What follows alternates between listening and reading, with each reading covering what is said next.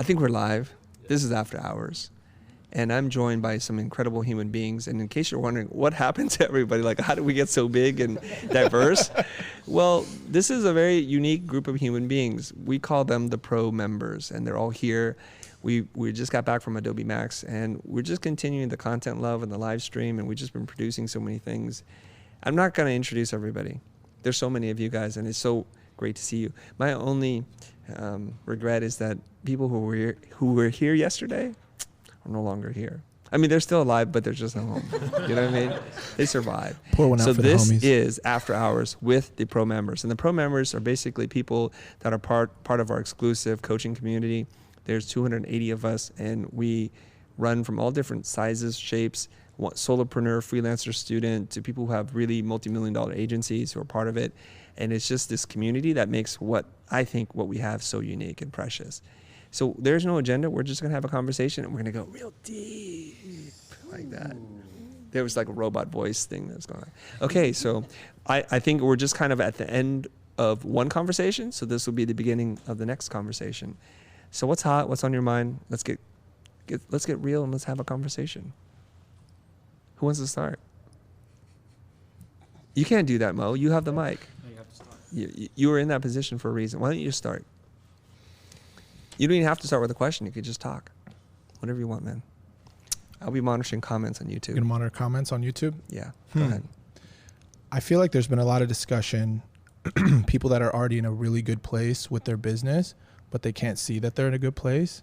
And they're concerned about what's the next thing that I have to do to make my business better versus just doing what's necessary to get more clients.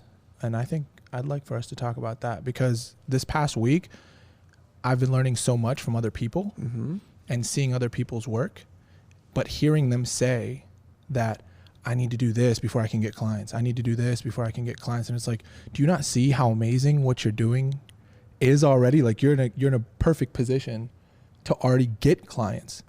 And maybe that's because I'm not inside the bottle, as they say, and I'm able to see their work for how great it is. So can we talk about that? We can. Before we talk about that, I want to give a quick shout out to the 66 people who are tuning in live. We already have other Pro members from afar. Yeah. Dave Coe is online. He's like, Drigo, Mo, my boy. Yo. People are like, what up? But I guess all the Pro members have been told that this is happening. Did you guys tweet this out, or how do they even know? Oh, do you want They're us on to here. tweet it out? Everybody, let's create some massive FOMO for other Pro members who aren't here. I know I'm cruel and just, Let's do it. it's unusual like that, but let's go for it. Let them know. Let's create massive FOMO, fear of missing out. Text them all and say, like, Hold on, wish I'm you were about to- here. I'm about to throw this Say on it super site. sincere, though, right? Future FOMO. You guys will keep it live. Okay. Scotty Valentine, why aren't you in the pro group, Scotty? After hours happening. Come on, man. Pulse Design. Julian Dickey, just got the YouTube notification. Riley Morgan, what's up? Cole Buchanan. If you're watching, if you're new, if you have some questions, both Ricky and Jonah are monitoring some comments. There they are. He's waving, but you can't really see him. We ran out of budget for a third camera. So Canon, Sony, if you're watching, let us know about that Mark II stuff. Okay, let's get into it. Let's do it. Okay. There's this phenomenon that happens. And on our walk back from Tacos Por Favor yesterday, Asha just turned to me. It's like, how do you do that so fast? Like, how do you take me from here and bring me down here? And she asked me this question, and I had to think on my feet because, it's a short walk. I was thinking, because I think most of us look at problems with a magnifying glass. We're up so close to it. We're studying every single detail. We're studying everything that we can't do, all the things that make us annoyed, things that make us scared. And I said, all we have to do is to gain some perspective. You've heard that expression before. And I mean literally like gain some perspective by stepping 6, 8, 10, 12, 100 feet back and looking at the problem from afar. And I think that gives us context. An example I gave to her was, if you're sitting there and you're waiting for a parking spot and you've been patiently waiting and somebody pulls out of that parking spot and you're about to go in and some a-hole, some D-bag scoots in there and gets it, you've got steam coming out of your ears. You're thinking, fighting. You low life, key the car. All these dark thoughts are going through your mind. Like, why are humans like that? Why can't we treat each other with kindness and be generous? Why can't we do that? Some courtesy goes a long way. But that's you looking through the world through your eyes, through that magnifying glass. But if you were just to pop back a little bit, maybe even just into the back seat and look at yourself, looking at the situation and observe, be the witness to it, you might say, okay, here's a woman waiting for a parking spot, and somebody else may or may not have seen that she was waiting and took an opportunity. Who knows? But this woman has her health, has a wonderful family, is in a car that she owns, that's insured. Really, what is the big deal? There's another spot a few aisles away. And if we can get that kind of perspective, that distance, I think it changes how we look at things.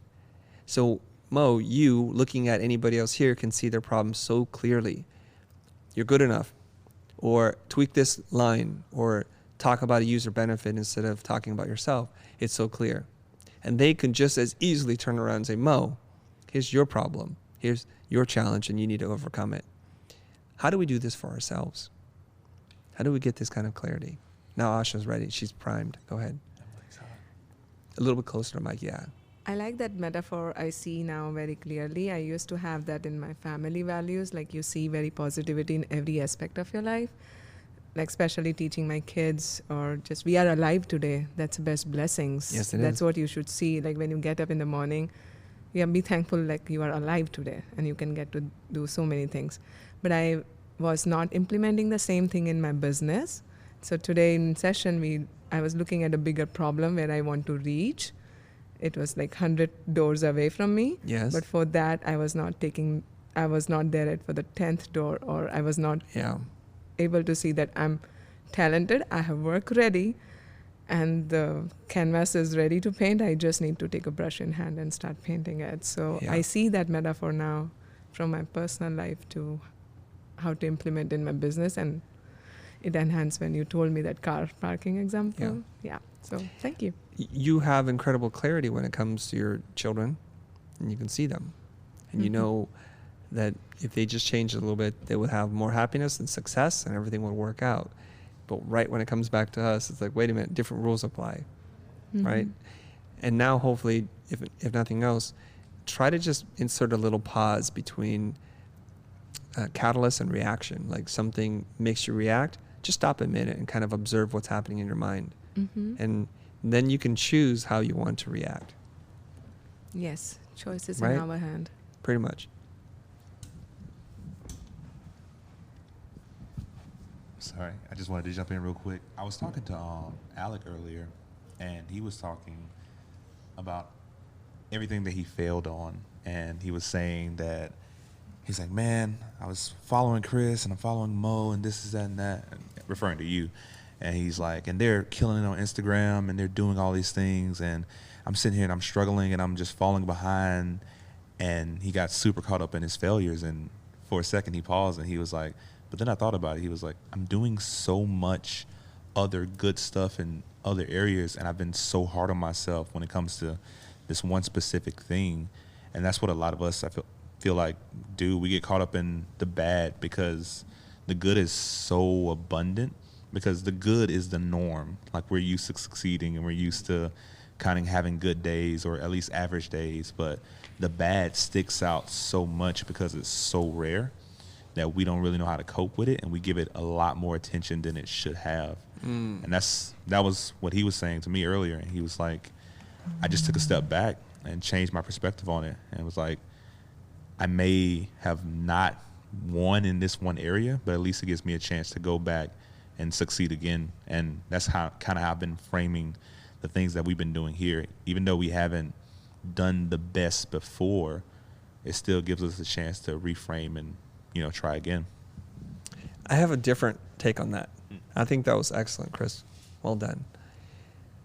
If you sit there and you replay the memories in your childhood, and we did a lot of this yesterday, and we created 2 columns. We're going to do the 2-column conversation again. Created 2 columns, and we asked ourselves, how many times do you remember the people who you loved the most, your parents, who took care of you?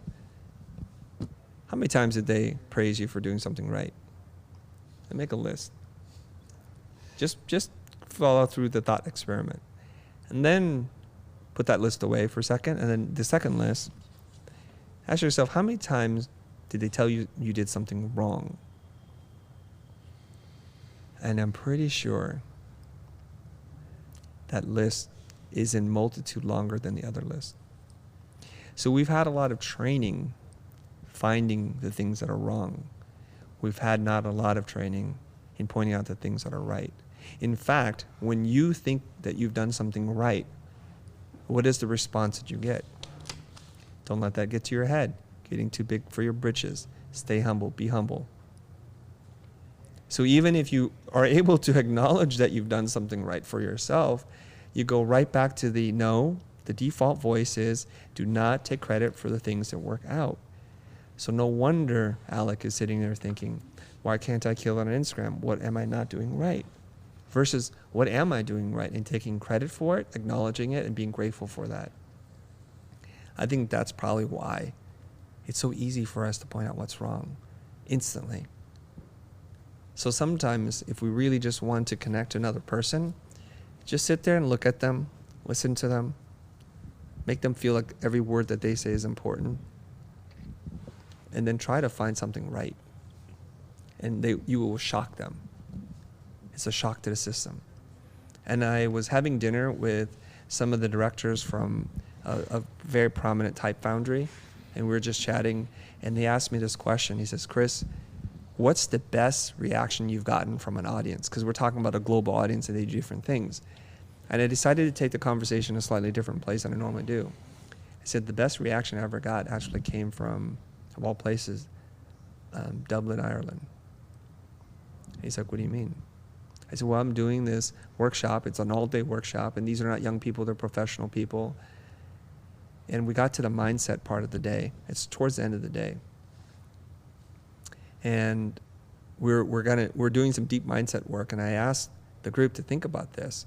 And I looked at a couple of people, and I said, I think in your childhood, if somebody had just told you what I'm about to tell you, it might have changed the course of your life and how you feel about yourself. I said something to the effect of, your work is good. It's better than most. And your work is valuable to many people who can see the gift that you have to offer. And you're worthy. You're worthy of being loved. And grown men with tattoos and beards and piercings started to weep. And when I told them, it wasn't like one of those, like, I've got an eyelash in my eye, or you get the glossy eye look. Like, they wept, like hands over eyes, kind of shaking. And I'm trying to be a professional here. Even though I'm a robot, I still get emotional if other people get emotional. Do you know what I mean? And I can't be in front of everybody because, see, they have a distinct advantage. All of them can see me, and I can see all of them, but they can't see each other. So as they're having their own moments, I have to look away, because if I sit there and swim in that emotion, I'm going to lose it, and I don't know how long it's going to take me to recover. And then I turn around and I look at them, and their eyes are glossy hearing the story.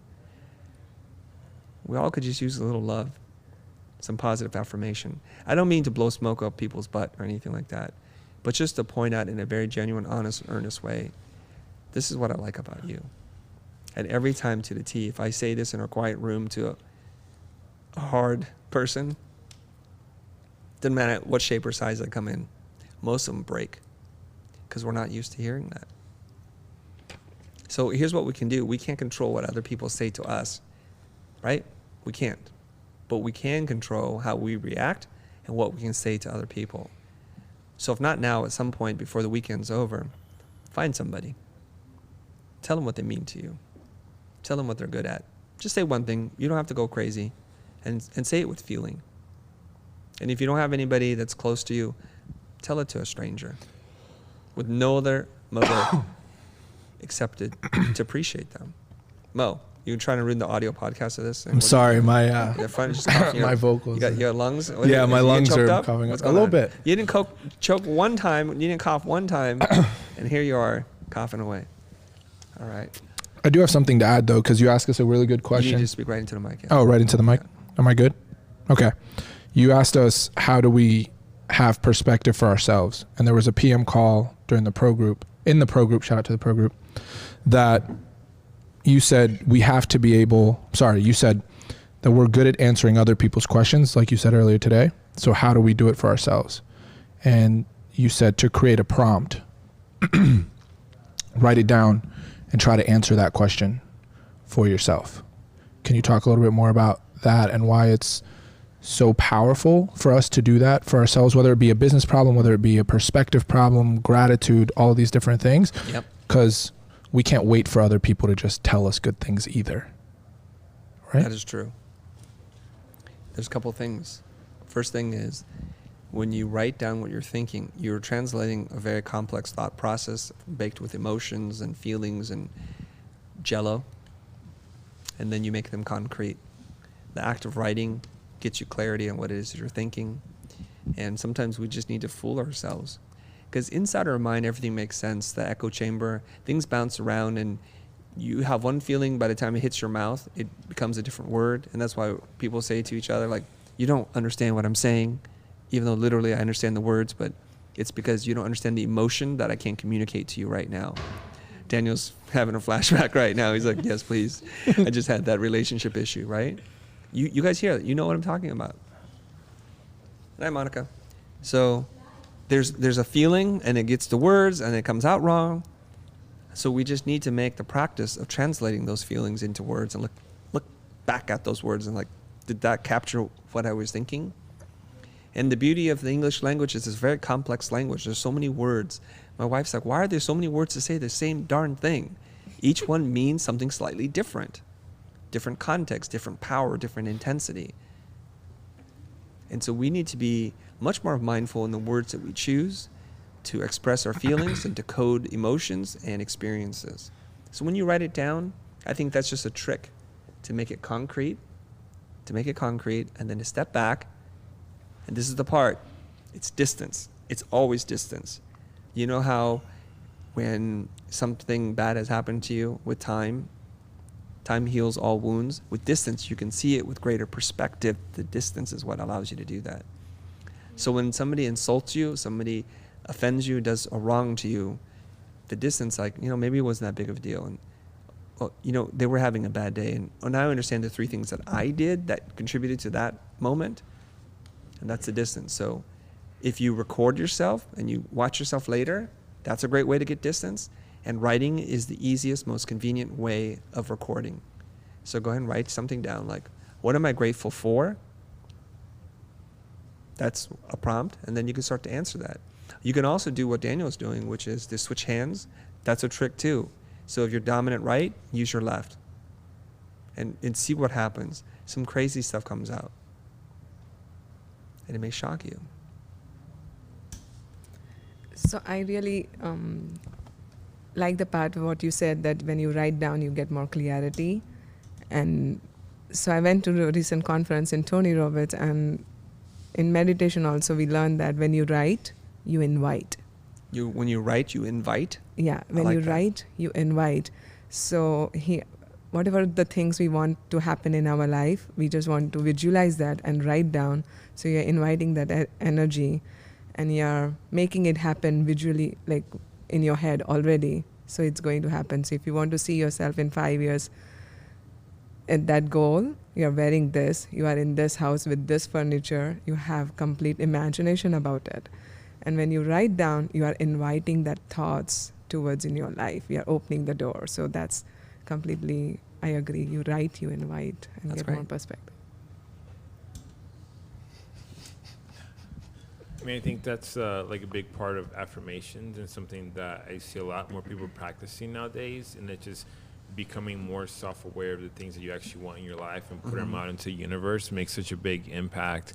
And I think what's something great about this group is the kind of a motivational team around you of people that are just supporting you to try new things. And I think that's something that a lot of us are taking away from this weekend, is the group of people around us that were like, you can do this. Like, here's your permission. Try it. If you fail, I try 99 more times, but along that way, we're going to help you to get there.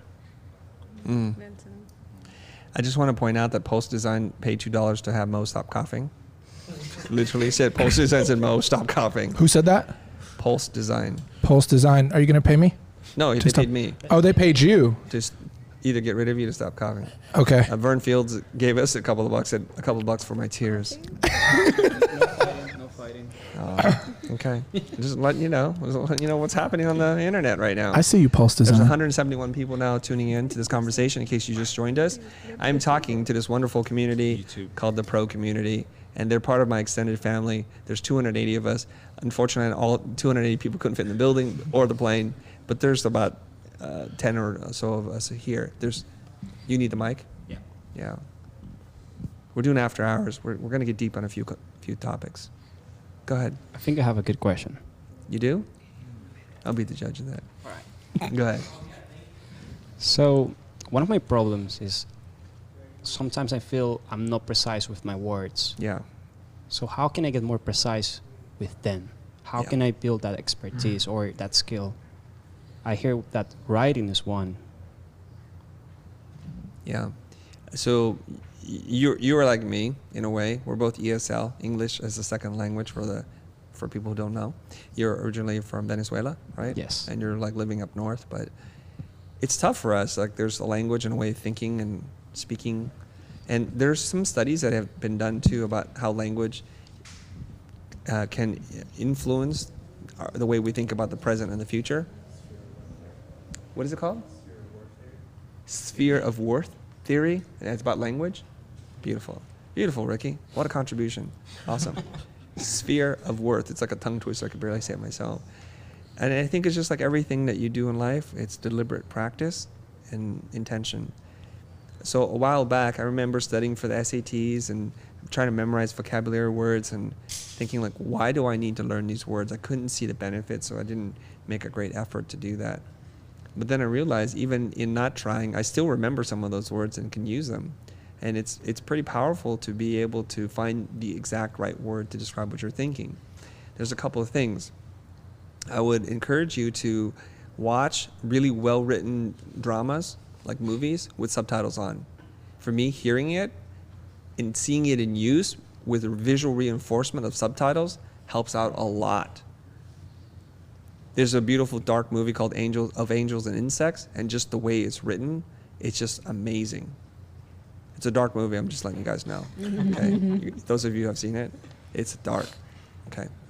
Of Angels and Insects. So that's one way. I think being around people who speak the way that you'd like to speak more like is a great way. You notice in the MFA program, everybody starts using juxtaposition, duality, and just dichotomy. It's just all those high-powered words, the $6 words or whatever it's called. They start using that word, and then you start to learn how you use it.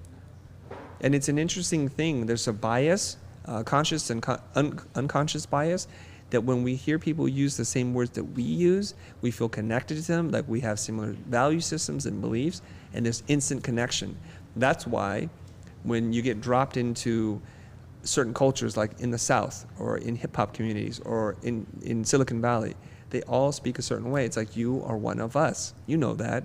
You live there. So those are things I would do. There are other things that you can do. I forget who told me this, but somebody was afraid of talking, so they decided to start a podcast. Yeah. Yeah.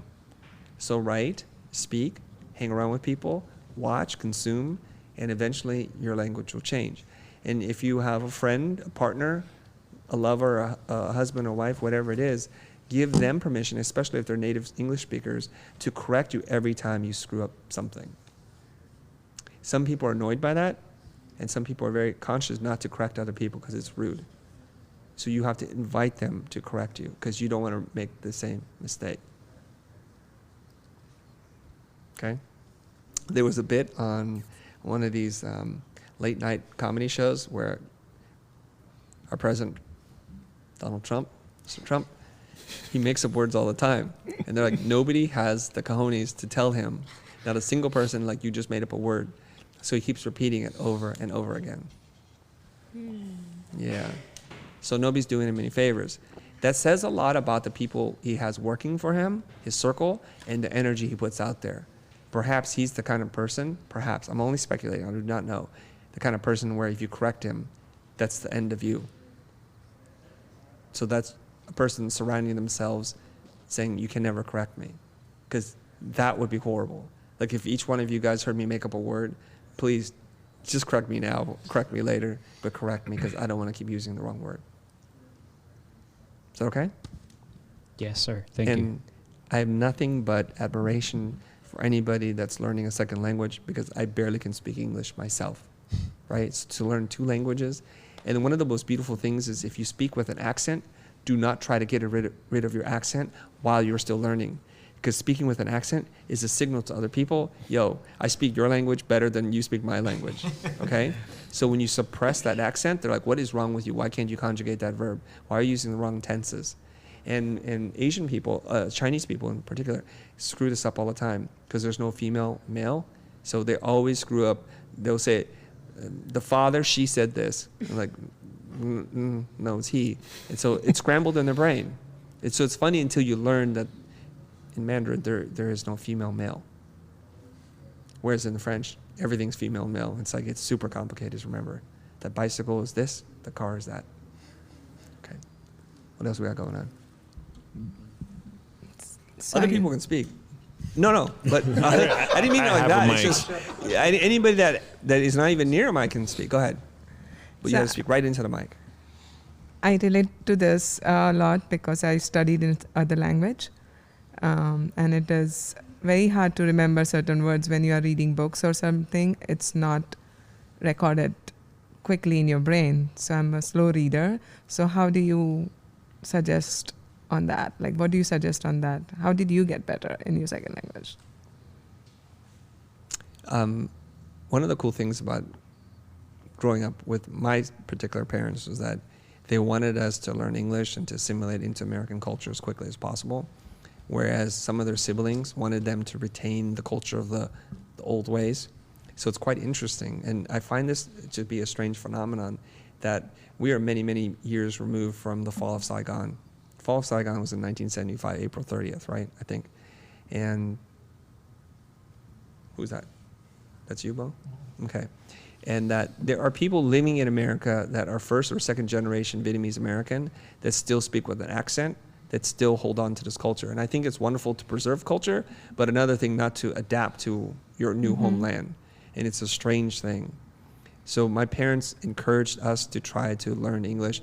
And unfortunately, the cost of that is I don't speak Vietnamese very well. That's the price I pay. I'm not as connected to my birth culture than I am to my American culture. I forget the rest of your question, but.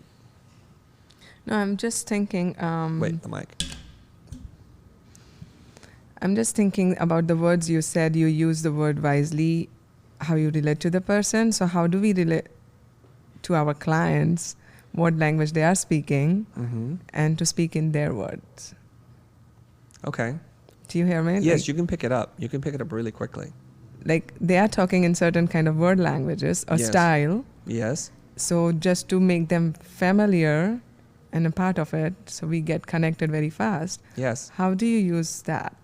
The first thing I would do is to be super transparent about what it is you're trying to do. It's like when you hear a word you don't understand, you're like, hey, what does that mean? Just ask them straight up. Okay. And they'll tell you. And they'll try to be more inclusive. Hopefully, if they don't, you probably don't want to be around them too much. I remember working with some tech clients, and they were using acronyms up and down, all dropping them left and right. And I was just like, excuse me, I'm sorry. I'm the idiot in the room. I have no idea what you're talking about. I'm trying to keep up. But as you speak like this, there's only one problem. I don't understand, and I'm the guy who's writing your messaging. And if I don't understand, I can't translate this. And I have a suspicion. My suspicion is if you talk like this on your website to your prospective clients, they too don't understand. So it's okay for you to talk down to me. And so what happens is in these kind of cultures, they use shorthand because we all know the same thing. And sometimes it's actually designed to keep people out of our culture. But in this case, they needed more clients and customers to understand what they did, so it was unintentional. So when they say to me, it's a BYOD world, Chris, I'm like, what? A BYOD world? You know what that means? Bring your own beer. Bring your own device. See, there's a tech guy right there. Boom, he just outed himself. Oh, you Jill's like that. or I'm like, what the hell? Those are even the right letters. Rodrigo, What is that? Rodrigo, you need a drink? He just read the Tango case study. Oh, did you really? Yeah. Oh. Yes, that's right. Okay, good job. Somebody's done their homework and remembers. Okay. How about somebody on this side? Anybody? Zach. Oh, get in there, Zach. Get I in got there. nothing right now. Okay, that's cool. I'm ready just to respond when ready. Cool. I like that. Respond, Zach. So since we're talking language barriers, as a designer or as a creative agency, I feel like there's oftentimes barriers between us and the clients because we get caught up in, as you said, our terminology or in the way we talk, but we also want to be perceived as educated and, we understand our craft, but sometimes the client just doesn't comprehend that. So how do you approach that? We've made one cardinal sin already. We expect the mountain to come to Moses, and Moses needs to definitely come to the mountain. The whole point of communication is to share what it is you're thinking, to use very specific language that is going to intimidate the client to make them feel less than is really creating a relationship that you don't want to create. Okay. Does that make sense? Yeah. So we say, what Pantone color do you want? Do you want process or spot color and with a hit of varnishing? What are they going to say to you? Yes? I don't know. So there's only a couple of things that can happen when you do that. One, for fear of sounding stupid, that they don't know what they're talking about, they're going to give you an answer they don't really mean. That's bad information. Two, they feel like you're trying to flex on them. Like, why would you communicate like this? Like, I don't bring all my business terminology in here. Why would you? So what we need to do is to have that shared thing. This is what it means to build rapport. So we mirror each other.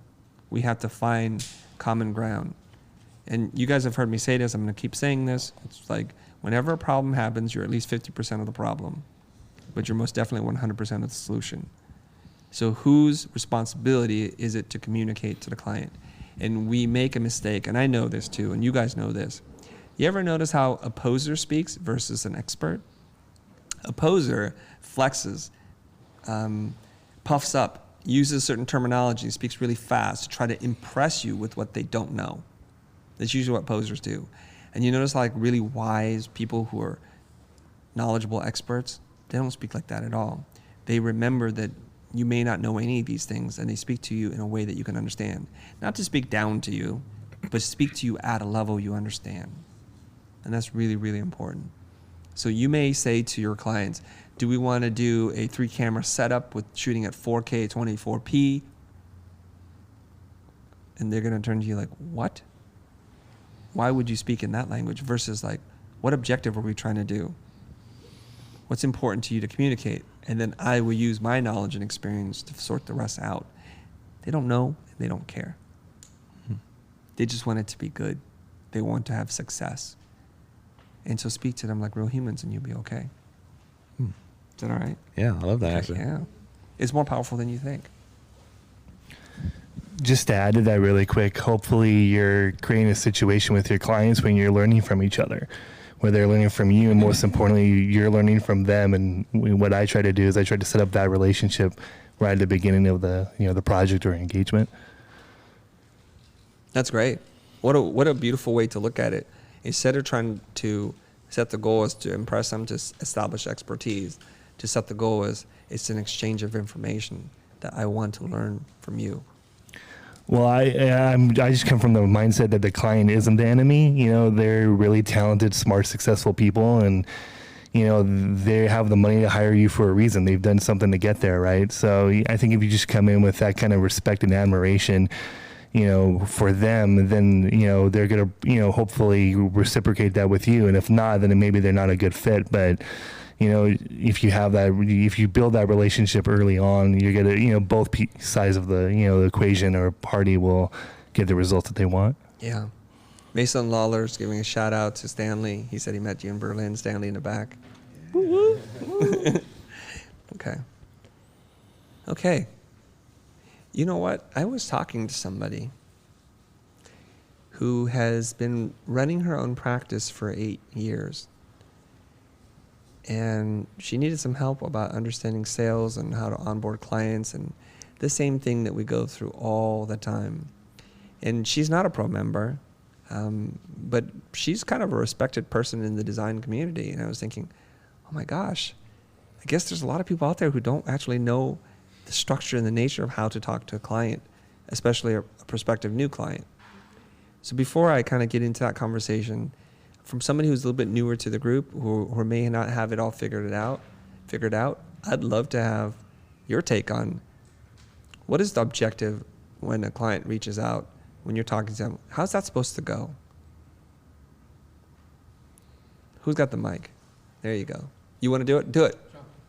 What's the objective in speaking to a new client? Yeah, so ring, ring, new client. Hello. I saw your work. What are you trying to do? You want to honestly help. Okay, you want to help? Yeah.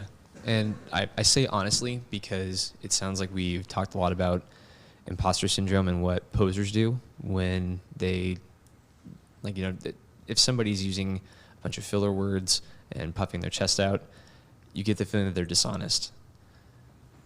Like, the people who are able to articulate what they do most effectively and how they can help are going to say it so tactfully because it's effortless.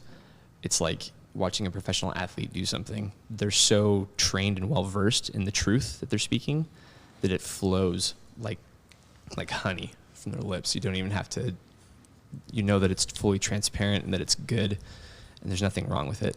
So just honest, deliberate communication and assessing, can I help you or can I not? And if I can't, how can I put you in front of somebody that can help you? Yeah, that's good. Anybody else want to add to that before I jump in?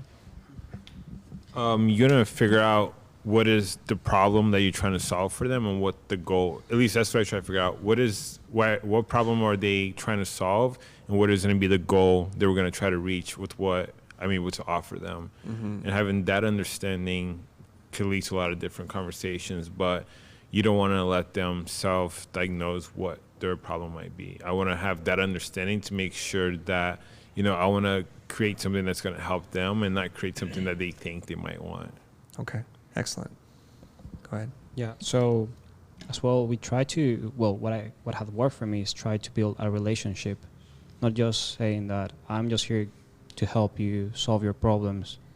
So we'll get to know the person, who they are, what are their goals, who they want to become, so you can connect more like just as a business level. How do you build a relationship, Daniel? Asking questions, getting to know each other. What has worked for me is like I get in touch with people that are like-minded, and I start like just genuinely asking questions like, hey, how do you get there? How you do this? Be curious. Okay. Great. Okay, so let's add some layers to the conversation. Are we good students? Sorry to interrupt. Are we good students of yours or what? What do you think about that? You're not good students. Darn it! You're excellent students. Oh, excellent student! Drop the mic. He said keep it chill, but it ain't chill, baby. It's just a pregnant pause there. It's all for dramatic reasons. You guys just relax. It'll be okay.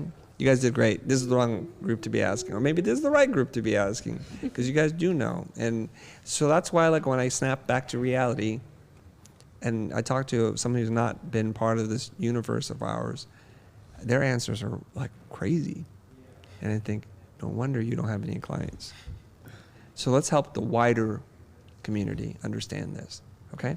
So I'm not going to give you guys all the answer. I just want to add a layer to it, and we'll keep going until we get to the heart of it and feel like we've had a really meaty conversation and greater understanding about this.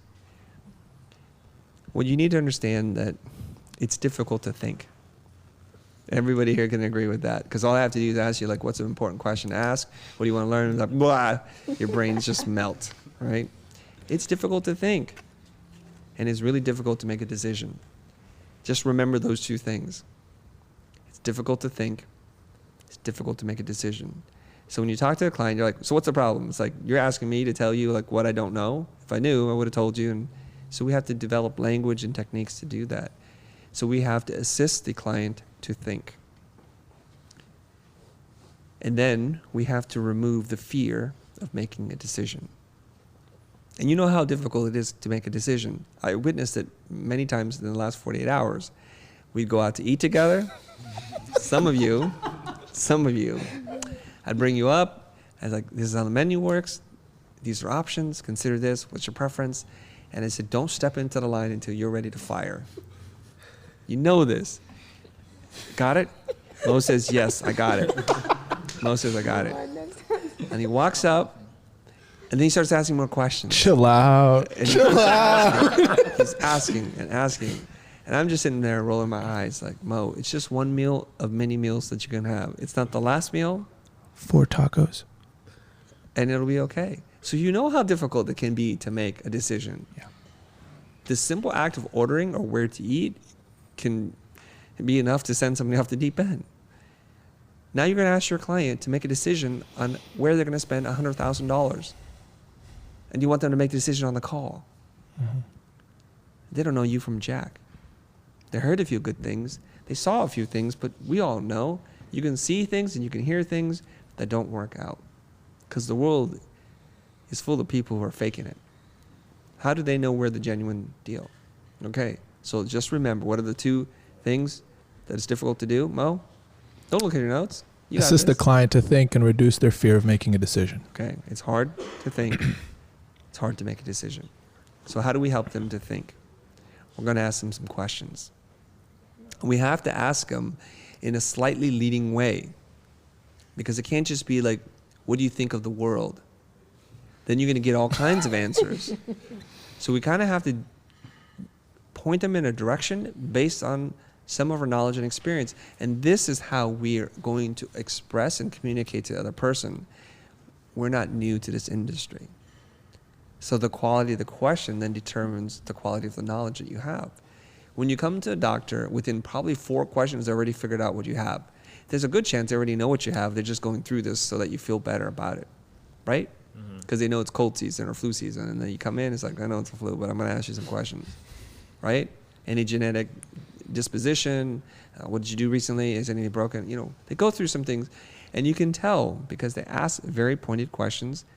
And this is part of the Socratic process, to ask short questions that are easy to answer, that lead you to something. You're making a big complex problem something smaller, so it's easier to understand one part of it. That makes sense, right? If you ask somebody tomorrow to draw a lifelike portrait of a human being, that sounds like a very complicated thing to do, unless you're a trained illustrator. If you're not, what do? You say, here's how you hold a pencil. Now you know how to hold a pencil. Draw a circle, draw a square, draw a triangle, draw a cylinder, and just keep drawing those until we understand. And then before you know it, the instructor says, you've now learned how to draw the human head. So you just break it down into small bite-sized pieces. And that's kind of how you do it. You're excavating the information from the person's brain. You're listening, and you're playing back what you've heard, and you're checking to see if it's leading in some kind of logical direction. If somebody says to you, I want this to be epic, I want it to feel big, like a blockbuster for summer. And then in the second breath they say, but I want it to be really intimate. I want to connect to people in a one-to-one way. Those are 2 statements that don't necessarily belong together. So this is where you, having listened to this problem intently, can say back to them, I'm sorry, I'm having a hard time reconciling these 2 things that you want. I understand both, epic and intimate. I can't figure out how these 2 things overlap. Can you? And then we have a discussion about it. And then we help them to think through the problem. Oh, I see what you're saying. I actually really want it to be an intimate feeling, but to have the production value of the epic. I don't want to have 1,000 people and lens flares and explosions. I don't mean that kind of epic. So they just didn't choose the right word, see, because it was difficult to think. And they're also afraid of you. My business coach, Keir McLaren, told me this many years ago, and I didn't understand it at the time. They are more afraid of you than you are afraid of them. So they fear sounding like an idiot because you are already the expert. They looked at your work prior to making the call. So they are pretty reserved at giving you information for fear of sounding stupid. So you have to create safe space for them to tell you what it is that they're thinking and to help them correct themselves if they're wrong. It's not a battle of trying to prove your might and your will and your knowledge over them. That's actually the wrong thing to do. But create safe space. Alec, I see you whispering there. You want to talk? I was just saying it's like a really high definition version. Oh, wait, hold on. Nobody can hear you until you do that. It was just a silly comment about how this is a high definition version of the YouTube channel for us. Like, if anyone's wondering, 45K, dude, if right? anyone's wondering if this is what it's like to be here, like, it really is exactly the same, but just like Chris is pretty much the consistent. I'm just in crispy 3D detail. Yeah, it's like, ooh. With Z-depth. This will be VR in the future. Like, people will put on the headset Right. and sit with Chris. We're working on that. Yeah. VR future. Nice. Yes. 2 episodes from now, right? Yes. Soon. I have a follow-up. Okay. Thanks But- for that funny comment and observation. That's I like what it. happens when you call on people randomly. Can the camera see? Can you see Alec in there? Mm-hmm. Okay, good. I just want to make sure that they don't just hear a random voice. Before the follow-up, though, the chat's going crazy on these hats. Oh, You really? two got going on. Yeah. Okay.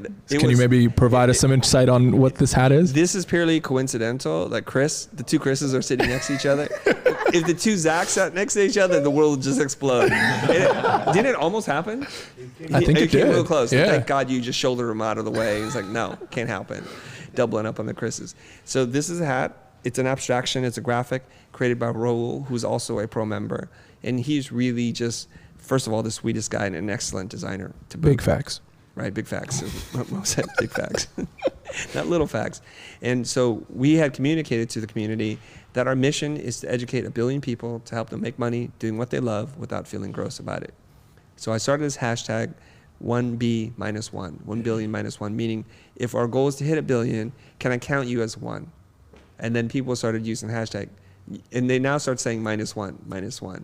So we're making it an official thing. So Raul's like, hey, I got an idea. Why don't I design this hat? We'll sell the hat.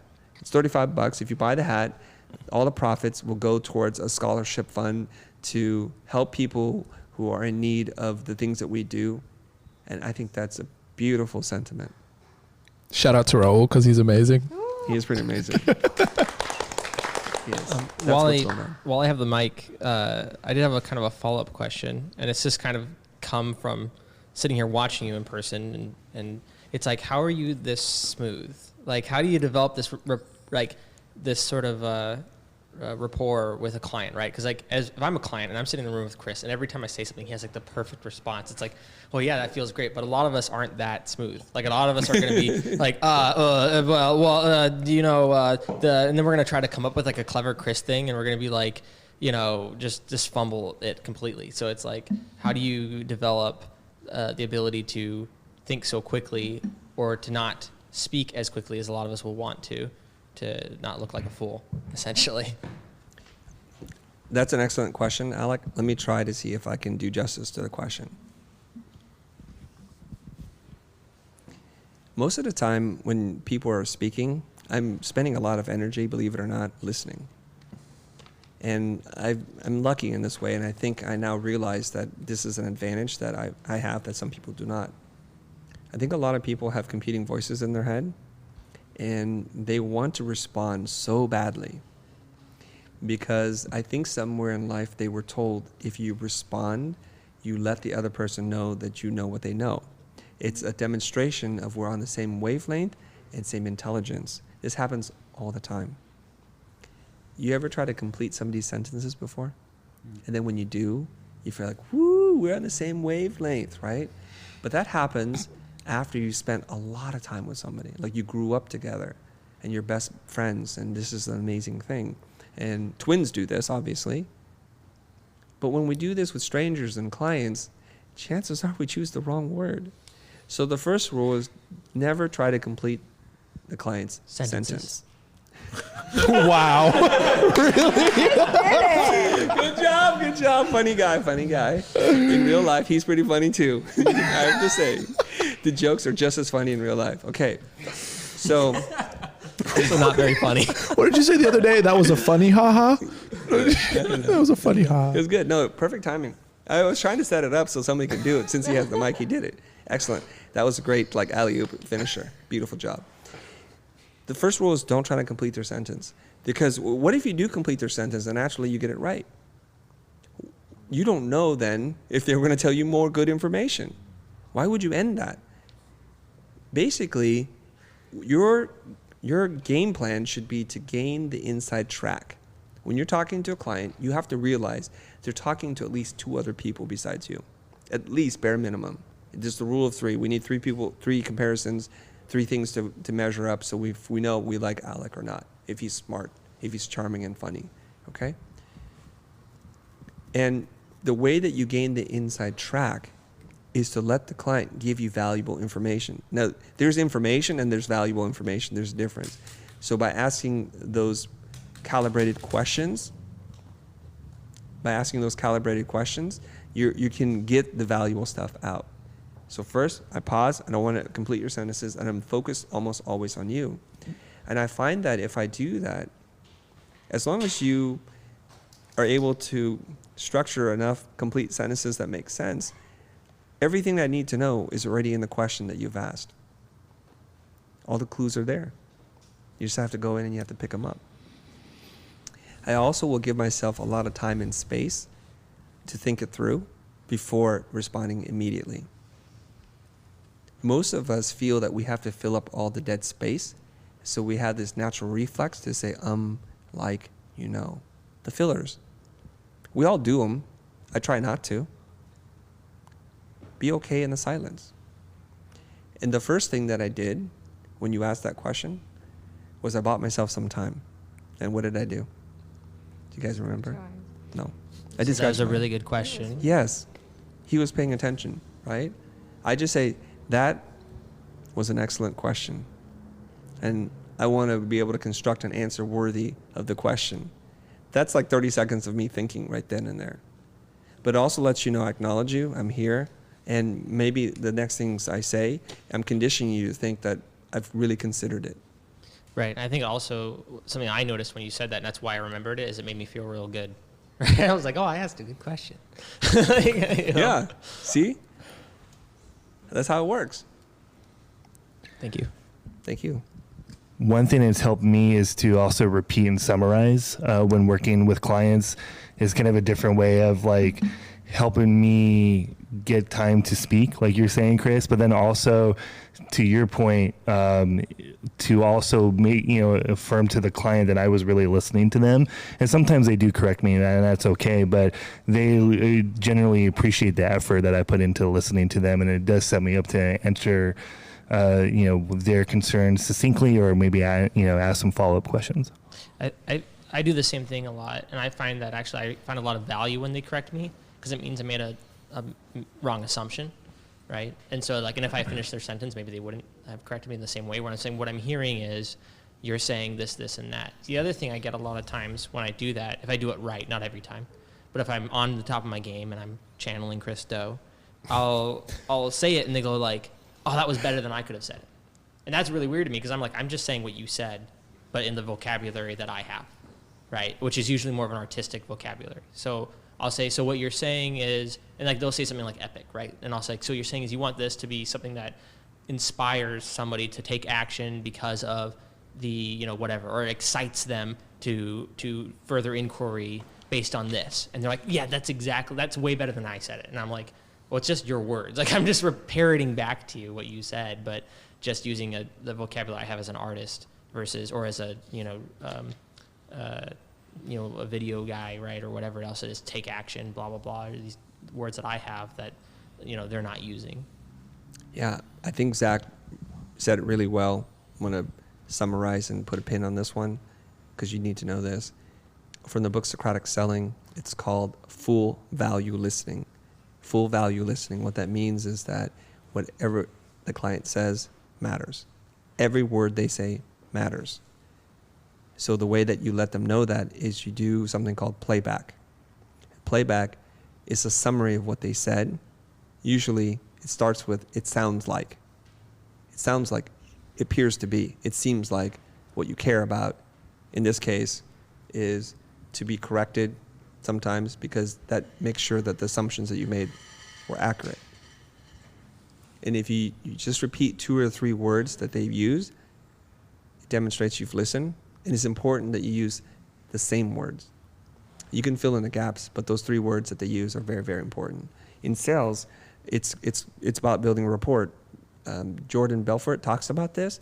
He says that if a person who's in the market for buying a home, when they walk in, we want a lovely, intimate cottage. And you say, I know exactly what you want. I have this really neat little home for you. It seems like you're saying the same thing, but to them it's like, are you listening to me? I want an intimate cottage, and you didn't use those words back. It starts to make them feel a little strange, like you don't really understand. And we see this all the time. So in a social experiment, if we were talking, and if Asha were saying something, and I said, I got it, but I used different words, she would start to feel like, no, you don't got it. Yeah. You're not listening to me. You're listening to something else. And this causes concern for me. I'm afraid of working with you now. And this happens all the time. So the opposite of what you think is true, instead of completing someone's sentences and predicting what they say to demonstrate that you understand and you're on the same wavelength, you're actually drawing a bigger divide between you and the other person. While listening to them, not trying to complete what they say, and playing back what they said, that's how you demonstrate it, that we're on the same wavelength. That's really critical. And I think what helped me do that was your advice on note-taking and taking notes while they're speaking and jotting down those words so that you can repeat them back verbatim. Because it's a lot harder when you're trying to like remember like your whole sentence and all this other stuff and everything they've ever said. And then Chris is sitting here making a note as I'm saying this so that he can repeat it back to me. But so yeah, note-taking is, I think, how the practical, like physical way you achieve that. And if you don't have a fantastic memory, like I don't, and I'm sure many of us don't. Even if you did, when you write down notes to be able to say back to them verbatim, it signals to them, I'm really important. You notice how important people have assistants? What do the assistants do? They have notebooks and they're writing down every single thing. They could be writing down pizza, Tinder, whatever it is they want to write. It doesn't really matter, but it signals to the other person it's important enough to write down. You'll notice this too during a lecture or workshop. Somebody's talking, and then when everybody starts writing, me as a speaker, I'm like, that must have been good because everybody's writing something down. I think you also see like one person will write something down, and then everyone will be like, "Oh, crap. It's a signal." Like, that was really good. That was What do you write down? What do you write down? Like, right. It's a signal. Or yes. Or when they're all like this to the slides, you know, when they do this slide, I'm like, I don't know why it's important. I feel compelled to also take a picture right now. Or at least pretend like I'm in the know. You want to say something? Can you hand it the mic?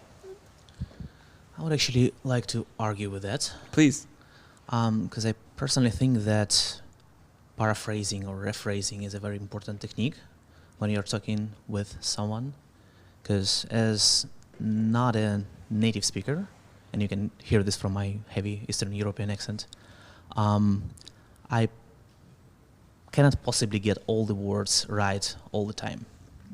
So saying exactly the thing that clients said back to them not always work, because I not always understand what do they mean.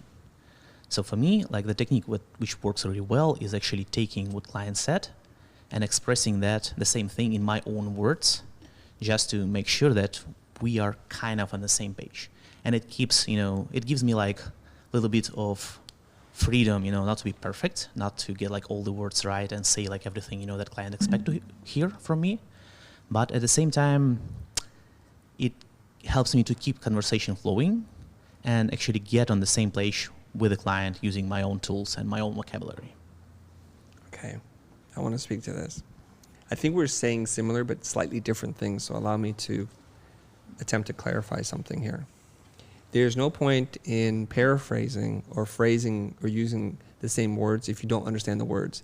That's actually how you demonstrate you don't understand. That's like when I'm trying to be cool with my kids and I use the same slang they use, and like, Dad, don't. That's just not, don't do that. Right? You understand. When a client uses a word that you're not quite sure of, rather than trying to say it in your own words, I would just ask them, there was a word that you used that I've not heard before. Can you tell me what that means in plain English? Because I'm from Eastern Europe and I want to understand. That actually is another signal to say, man, this is full value listening happening right now. And I'll tell you, the danger of trying to use your own words to explain is oftentimes that does the opposite of what you want. It was like, there's going to be a language barrier. There's going to be really tough because he or she does not understand. My wife does this to me all the time. All the time. It drives me nuts. I'll say something. Immediately after I say it, she'll try to say it in her own words, and it's nothing like what I said. nothing like what I said. In 20 plus years of marriage, it's like, okay, we're not even on the same planet right now. That's the problem. Rather than say, like, define that word for me and so I understand it. And this is a clever trick, by the way. A lot of clients use words they don't understand. So by being humble, transparent, and honest, saying, I don't understand what it means to the word transgression. What does that mean? And then they can't explain it. They'll choose another word. So do you really want to trap client like that? I don't want to trap clients. I to try to understand. So if they use the word they don't understand, what if I truly understood that word? We're both operating under the wrong understanding. It's not a trap. It really is. I don't know what that means. Can you explain it to me? And then they can either explain it or they'll choose another word. And oftentimes, the second or third word is actually more accurate. This happens all the time in interviews. I used to do talking head interviews where we're shooting video and they would say something and it's not great. And this is a trick I learned from doing workshops. They would say, I'm sorry, could you just say that one more time? And the second time they say it smarter and shorter. I didn't get that. Just one more time, please. Can you rephrase that a little bit? And by the third time, it's a great sound bite. And the camera crew and I, we look at each other, got it. That's the edit right there. It's always the third take. So that's what we're doing. We're asking somebody to think and articulate and think and articulate. And that's what's happening. It's not a trick. I got to ask you a follow-up. Do it. On this. It's very easy for a lot of us viewers and students to hear, listen with intent, listen fully, ask good questions. In the real world, sometimes, if not most of the time, if you're not as experienced, it transitions into burdening the client with a lot of questions that are leading nowhere, and they start to feel like we're just going in circles. Why aren't you getting it? You're supposed to be the professional. You're supposed to be the expert. Can we get to what I need you to help me with? So how do we avoid being a burden and shifting all of the heavy thinking work to the client versus being a clear problem solver in the way we communicate? There's many variables that you introduced there, that you're new, that you're inexperienced, and that you want to be thinking and talking about strategic things, yet while you think the client interprets that as burdensome. And we're not sure of any of those things just yet. Let me get into this, okay? I have experience. I talk to clients. I thought I was doing a great job until my coach told me, you're not doing a great job. And I'm like, what do you mean? And he told me, how can you guess at what the client wants? Why don't you just ask them what they want? And after some practice, we did it, and it changed the entire trajectory of our company by learning this one basic technique of staying in the conversation, unafraid of it taking longer than you want. Because it's not about expediency, it's about understanding. And I choose understanding over speed every single time. And it became our competitive advantage. This is how, back in the early 2000s, we went from being a $2.2 million revenue company to a $4+ million company. In 1 year, we made the jump just by learning how to listen, to ask questions. And so we started to acknowledge the fact that it became somewhat uncomfortable for clients to talk to us for that long. Rather than change our approach, we just told them it's going to be uncomfortable and it's going to take a long time. Transparency. So this is also another technique you need to be aware of. When you give voice to a feeling or frustration, you diminish the power of that frustration and that feeling. You remove the intensity of it. So by saying at the beginning of a conference call, our process is truly to understand what it is that you want, what motivates you, what inspires you, so that we can come back to you with a solution that matters to you. The only way we know how to do this is to ask you a lot of questions. Some clients find this process to be uncomfortable, but it's the only way we know how to work. And they say, yeah. That's usually what they say. Like, yeah, no worries. And then we get into it. And 45 minutes into a 15-minute call, we're deep into it. And we're unraveling all kinds of stuff. An hour and a half in, thank you. We don't have any more questions. Do you have any questions for us? Now, a lot of people think then when you go away and work on the pitch deck or the proposal, that's where you want it. The battle is won here. As oftentimes they say in fights, like in boxing, the outcome of the fight was determined in the gym. It was not in the ring. The gym conditions the body. When the body's conditioned and the training has been done, the confidence to win, the will to win is already there. Instinct will take over for the rest. So the outcome has already been predetermined. This is why the betting line in boxing fights will change quite drastically during the weigh-in, which is the day before. And up into the moments when they walk in, you'll see trepidation, and you'll see like they don't have a cold sweat, they're a little bit out of shape, there's something funny going on, and they could feel it right away. It doesn't always work out that way, but most of the time, it's a pretty good indicator that the fight was already lost to begin with. Can I add something to that? I'm sorry. Yeah, you go and then Rodrigo. Okay. I think the other key, though, to that whole thing is having clients that value what you're doing, or, value getting clarity, essentially. Because there's a lot of clients, I think a lot of the people who are watching this perhaps are dealing with clients that are like, I'm not going to have an hour phone call for $100 logo design. You're right. Right? And so I think once, if you are demanding, a certain amount of money or a certain amount of respect or solving a big enough problem for the client, then yeah, this is a great time to dive into that. But we're most saying, like, I think you're going to get pushed where people are going to be like, why are we, I just wanted the video. I'm paying you $200. Can you just get me the video? I don't know why I'm spending 2 hours, because chances are their time is like to them worth more than that, what they're paying you to get this video done. Yes. Or whatever it is. Thank you for keeping this conversation super grounded. I'm talking to clients that are from multinational, multi-billion-dollar companies and 6 to 7 figure budgets. It's worth the time. Right, because I found the same thing, but I know so when I'm working with a really large company, like you said, $2 billion or even $1 million and up, I find this to be the case, that they're willing to sit with me for hour, 2 hour. I'll do 3 1-hour sessions easily, and I don't get pushback on it. But if that client, if they say like, hey, can I get an update on this thing, or can I do this change? And I'm like, yeah, let's sit down and do 3 hours of strategy. They're going to look at me like I'm nuts, right? Yeah. And so I just wanted to put it in context for people watching this and that are going to go and try to implement this, and then be like, the client didn't want to sit down for 3 hours for, this logo I was doing on Fiverr. Not that I don't necessarily think anything necessarily wrong about doing something on Fiverr. I think it's a great way to start and cut your teeth and learn the type of clients you don't want to work with. And sometimes you have to learn that the hard way. And especially if you're young and you don't even know your own skill set. But yeah, just to put that in context for people that are going to take and try to apply it. This is getting spicy, and I want to ask another question because of his context building, but I don't want to overtake it. No, 1 second before you do that. I need to add something to what Alec is saying. Alec is completely right. $100 logo or whatever it is, don't try and overproduce this thing. It just doesn't make sense. You're actually killing the client and yourself. So there's context. We need to kind of keep things relative to what's going on.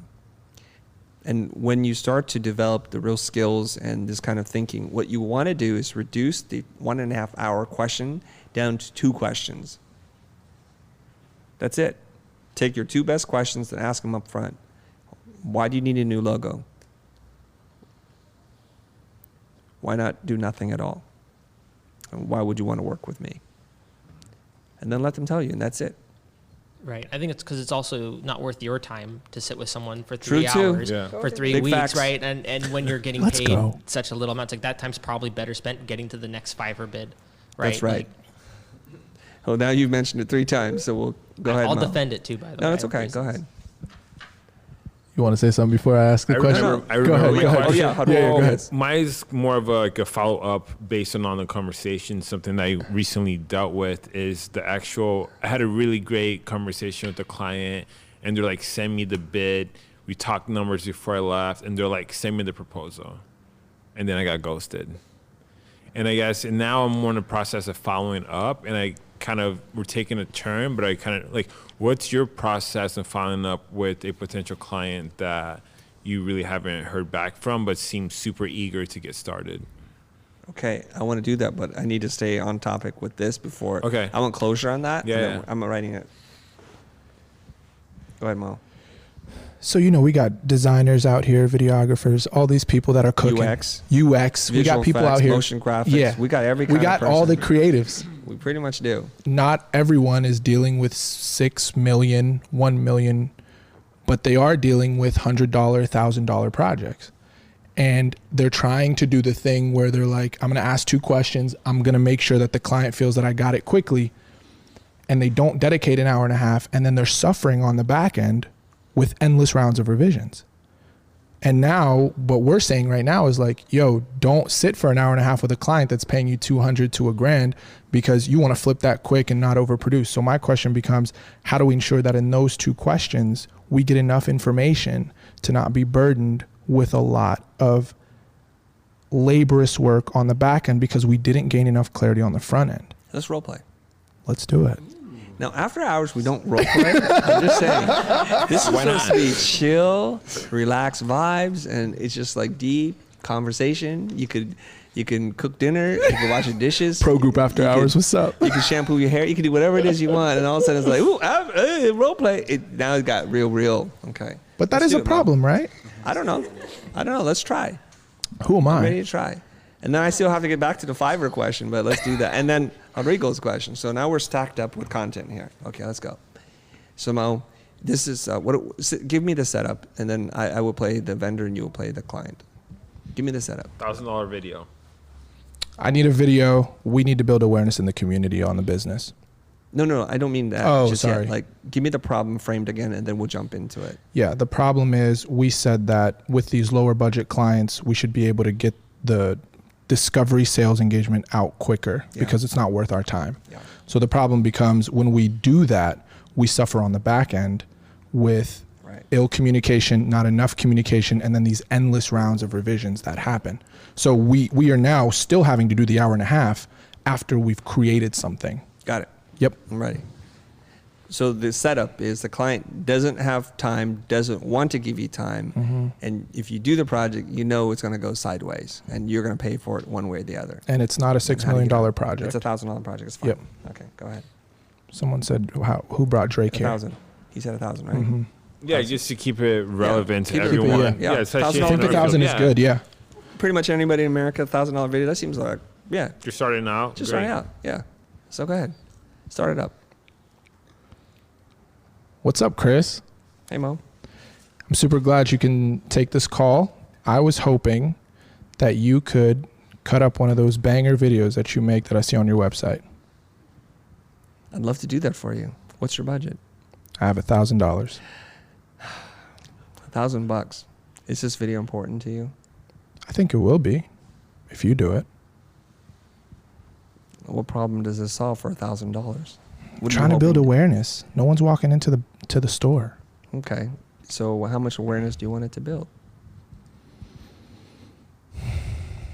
You know, I'd like to have at least 2 to 3 people walk into the store, an increase of 2 to 3 people. A day. Sorry, a day, yeah. Okay. And so what kind of business would that generate for you? Our average product sells for about $100.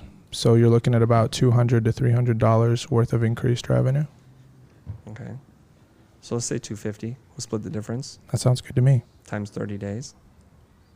Right? Mhm. That's 30 days in a month on average. What does that work out to be? That's $7,500 of new revenue for you a month. Mm-hmm. Does spending $1,000 seem appropriate for $7,500 of revenue per month? It's more than 10%, right? A month? Are you going to do a $1,000 video every month? Maybe if you do this one good. Okay. I'm a little concerned. This is not enough money. And I'd like to share with you a quote I love from business philosopher Jim Rohn. It's like, if we want a major effort, if we want a major result, we don't want to have a minor effort. And so it feels a little disproportionate, doesn't it? When you say that quote, I think it does. You can't just roll right into my response. Come on, you can't Mo. just roll. You can't. But I mean, you do business. You don't want to overspend. And are you going to guarantee me $7,500 a month? I'm not saying that at all. I'm just trying to measure effort versus result. Okay. When somebody comes to me and they say, I don't have a lot of money to do something, my first instinct is say, let's not do it. It's not important. Wouldn't that be your instinct too? Yeah. Where else can you spend your $1,000 to make a bigger impact on your business?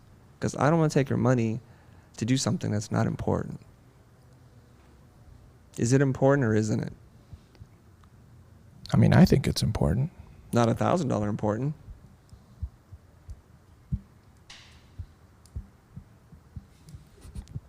Don't break, Mo. Can you elaborate on what you mean by not $1,000 important? Yeah, like if you look at the expenses and things that you spend on personal and business, where does the $1,000 rank in the things that you spend? Is it on the high end or is it on the low end? Like how much did that refrigeration unit cost you? And how much is the AC? And when you wanted to do the polished floors, what did you spend on that?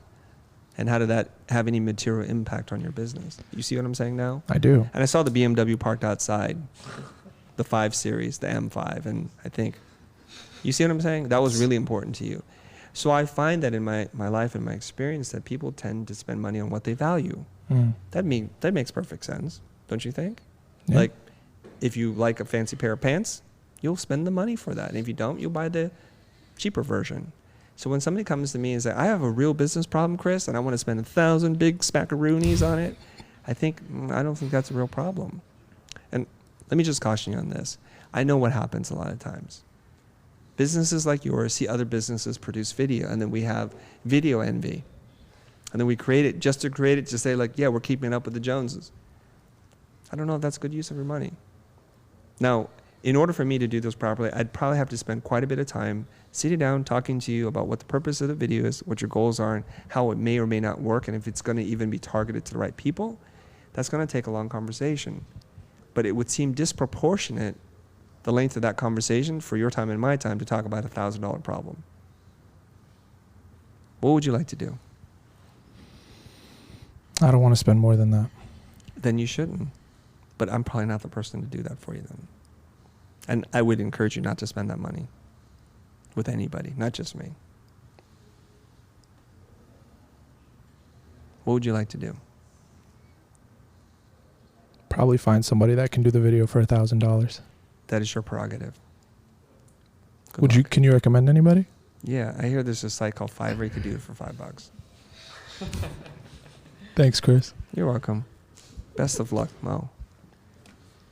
So I think that's a very advanced conversation for someone that Look, Alec is chomping at the bit to jump in and go ahead. I feel like, sorry, go ahead. No, but I just think like for people who are watching and starting out, it's just like, I think with you, Chris, and if you reverse that, I'd love to see Mo do the exact same thing. He won't be able to do it. I won't do it like that's that. hard. And like, I'm able to have those conversations with clients now, but like I do so much role play with like my sister and doing these type of things in these calls, because that's what really helped me. It's like when you taught me how to talk about money. Yes. That was such a big thing. But it's just like for a lot of people starting out, you're so hungry to get that $1,000 job when you're doing videos for $200 and $500 and finally somebody comes. And I think that's where, like, going back to what he says, this is where we kind of get that short end of the stick, is that we didn't have this type of conversation and we ended up taking that job for $1,000. And now we're spending hours doing revisions and not really talking and not getting to where we really, So are you saying to me, Rodrigo, that I cannot accept no, I have to take it? I'm not saying you don't. I'm just trying to talk I can role play it like that too. I'm just trying to like tell people on the internet to have an understanding, because I think it's great. Like, somebody called me the other day and they're like, I found somebody that does videos for $80. I'm like, you hire him. If that video is good, let me know, because then I'll hire him too. I'll give him plenty of work. But if you want me to do it, it's a minimum of $1,000 per video. He's like, well, that's gonna be $6,000. I'm like, yeah, or spend your $80 and you could get whatever you want for that. But I can't help you with that. Right. And I just know for other people, for them to turn away $1,000, it's a lot of money for some of them. But it's things we've learned from the pro group is you got to have a runway to be able to tell people no, but also being able to ask these educated questions. Perfect. Okay. I want to respond to that, and then Mo, and then Alec, okay? I think so. You didn't have that $1,000 before they called you. You were going to make life work regardless. Don't fall into that mindset like now just because they call, I have to close the job. That puts you in a horrible, disadvantageous position. Don't feel like you have to do that.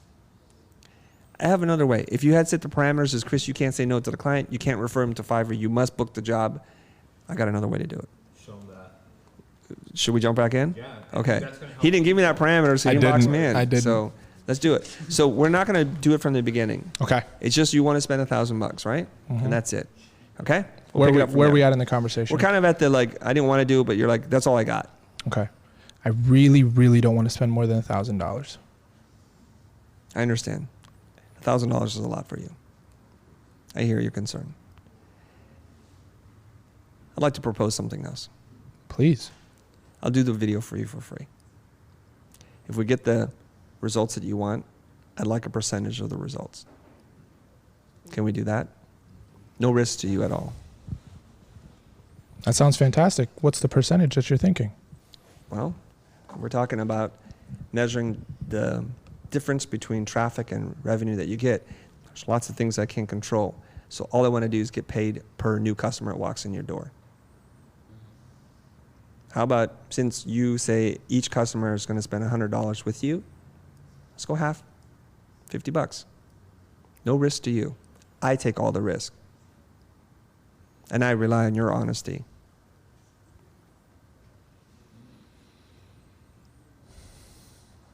What's the hesitation?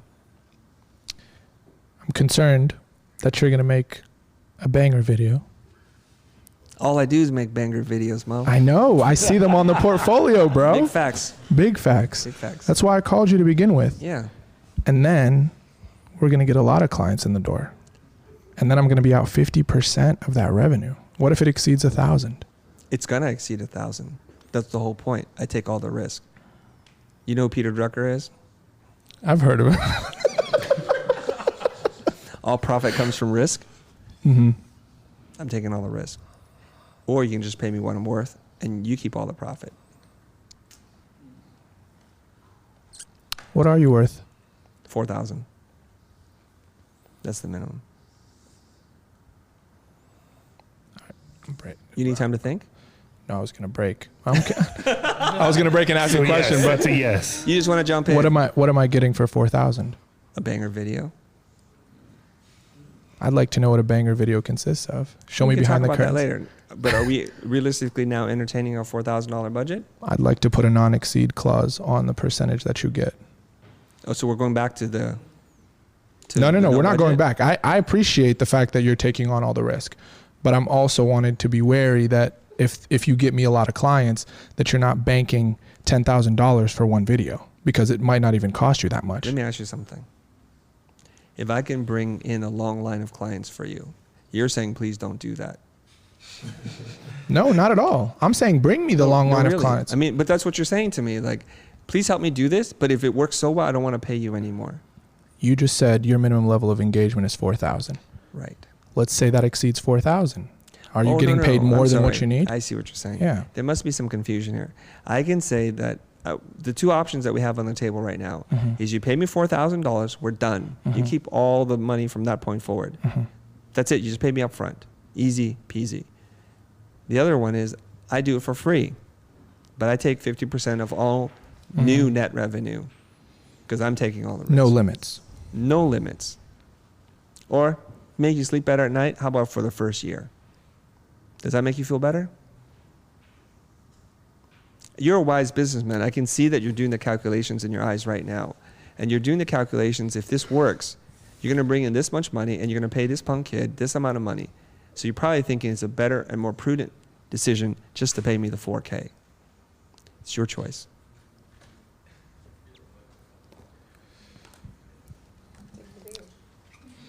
I think we can stop.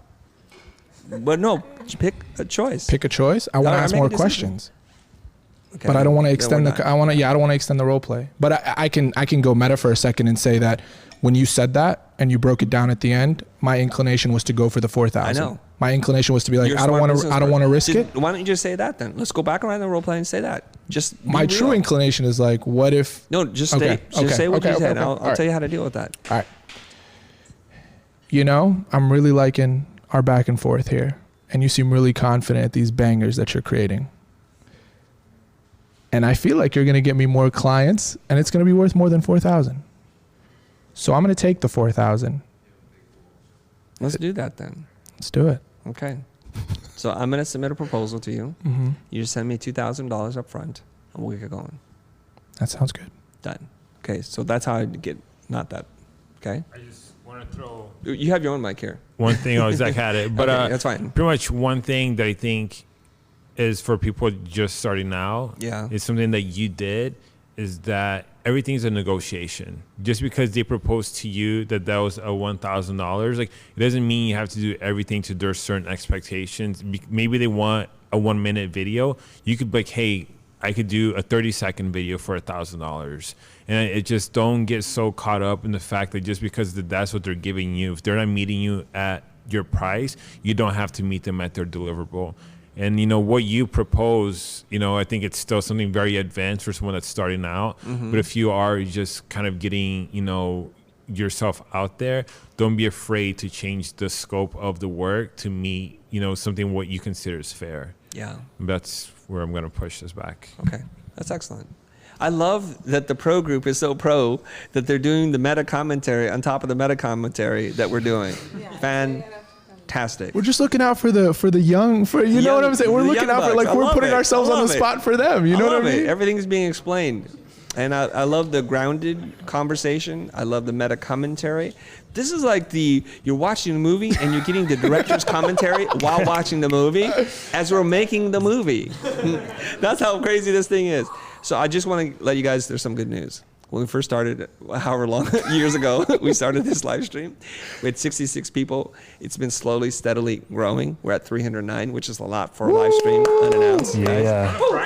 On a Friday. I would like to think that the other 200 plus people that aren't here, that are part of the program, are watching, but we just don't even know.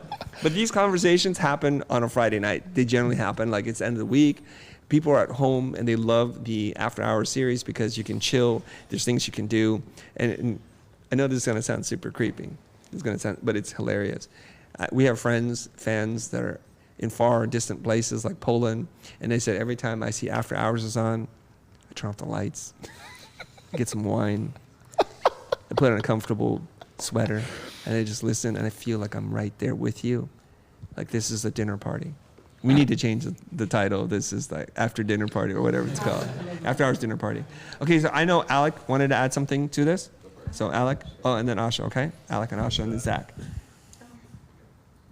I don't know what part I was adding to. I think I pretty much lost it. So okay, that's fine. I'm fine to forfeit my talk to someone else that has something to say. Okay, so Asha then, back to Asha.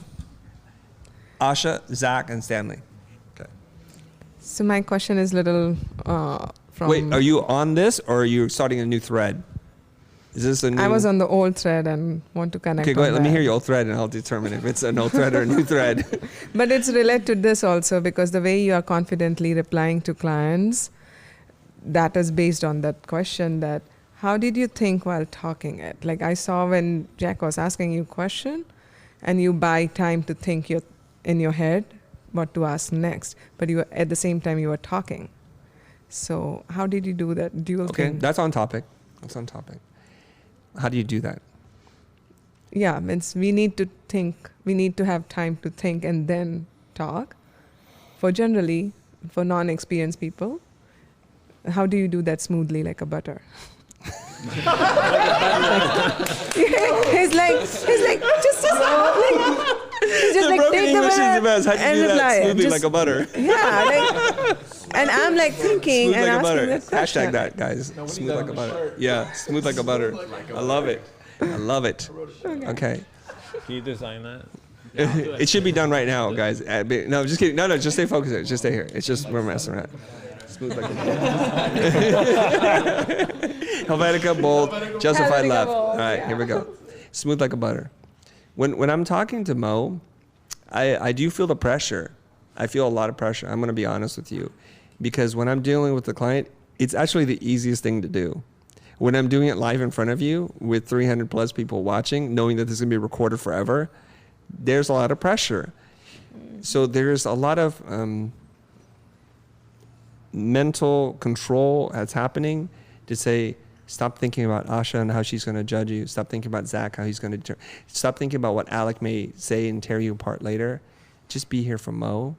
And in my mind, as an illustration, you guys are starting to dim out the picture and you're starting to fade away. And I start to stop thinking about the internet and not caring what they think. And I just have to be here right now to be 100% present to what Mo is saying. I'm going to lose myself in his words, and in the words are the answers. I also know while we were setting it up, gonna be very honest with you. While we're setting it up, I knew that I couldn't accept saying no, so I had to figure out in my mind, well, what's another way of saying no? Let's get really creative with no. So I'm gonna make him say no, not me. How he's gonna say no, and how do I rescue this? So it's very hard for somebody to say no to free. Everybody loves free, but there's a price to free. I needed him to realize that. Correct. And that's all. So I'm going to lose myself in Mo. I'm going to stay here. And it's a lot of work just to quiet the other things, like to not worry about what people think. And what people misread on camera sometimes, or maybe they're reading it correctly, I'm just lying to myself, which is like, what a cocky mofo. That's all they're thinking. And they say it in the comments all the time. Like, that dude is just like, what does he think he is? And part of just the emptying of that and finding myself in this lane, mostly for Mo, and you'll see like my expressions start to drop. I'm just here, and I'm going to enter in some kind of trance flow state, and I just want to listen. That's all. Yeah, you That's don't what's look happening. pressure at all, though. Like, I'll check my armpits later, but calm yeah. and cool down. Yeah, you try, right? Yeah, Okay. laser focus. Okay, Zach, you want to say something, but on this, because if it's not on this, then it's Rodrigo's. Okay, go ahead. No, just a high level observation when it comes to talking, like in a sales conversation, just kind of watching you guys talk is like, I think one thing that all of us can do regardless of skill or experience level is quantify a conversation that for a lot of creatives is typically abstract in nature. You know, make me a video or illustration, and you want to try to quantify that as soon as possible. Let's get numbers. How can we move the needle? Customers, things of that nature. And then the second thing is, I think we can take risks. Like Chris, you made the point earlier, we're not losing anything we didn't have in the first place.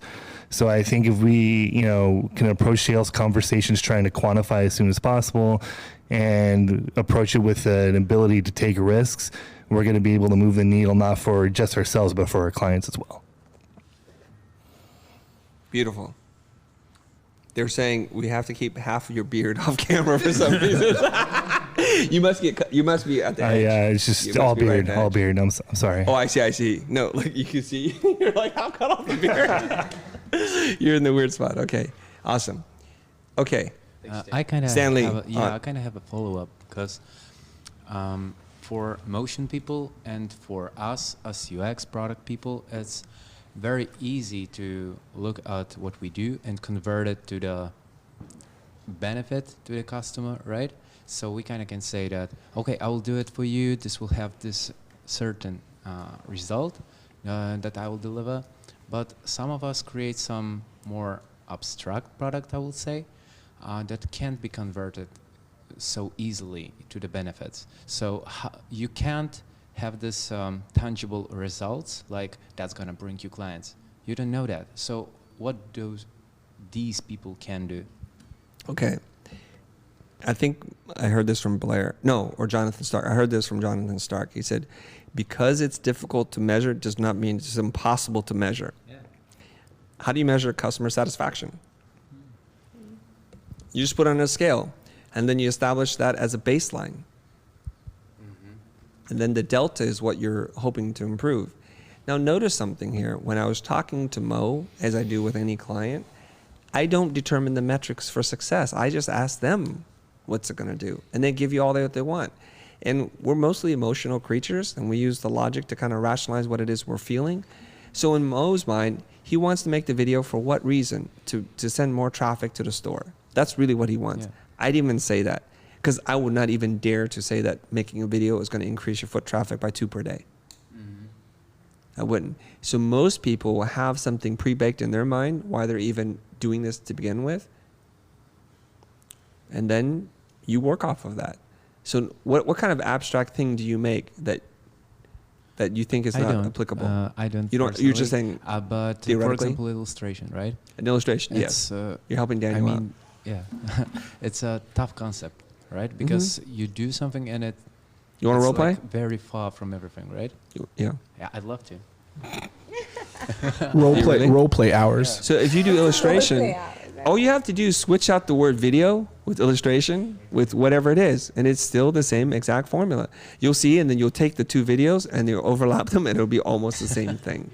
It's all it is. Like Why do you need this illustration? What's it going to do for you? Well, I want to beautify the lobby of our hotel. Mm-hmm. Oh, so do you think your lobby's not beautiful?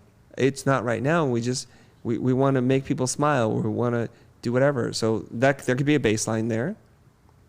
There's a feeling that you want to evoke. What would you rate the feeling right now in the current lobby? 1 out of 10. It's a 2. What do you hope it to increase to? A 6. If we do that, what would that do? How many people walk by?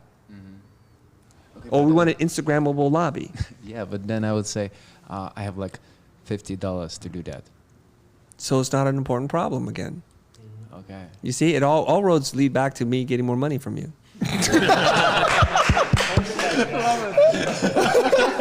So it's not an important problem. I wish you guys could just live here with me. We just do this every day. Someone wrote role play with like 5 exclamation points. That's what they want to see. Really, that's all it is, right? It's going to lead right back there. You can't escape it. It's like the black hole. Okay, so you can kind of always bring it back to money, right? I think I can. Or I can think I can show you the door. Those are my options. Okay, No, and, really. I think about that. What was the hardest deliverable you had that was hardest to bring to the value?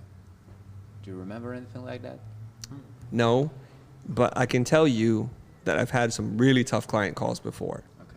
Where the first words out of the mouth is, you're not right, you don't have the team, and you don't have the expertise. I still got the project. Okay. Yeah, when they're that combative, I could do it. And luckily for us, we record all our calls. So I had that thing transcribed. And I'm looking through, I'm like, oh my God, this is everything that the pro group needs. I just have to go through it because it's pages and pages of conversation. It's an hour-and-a-half long conversation. I'll give you the high-level structure, some of which I've already shared with the group. It's for a large entertainment technology company.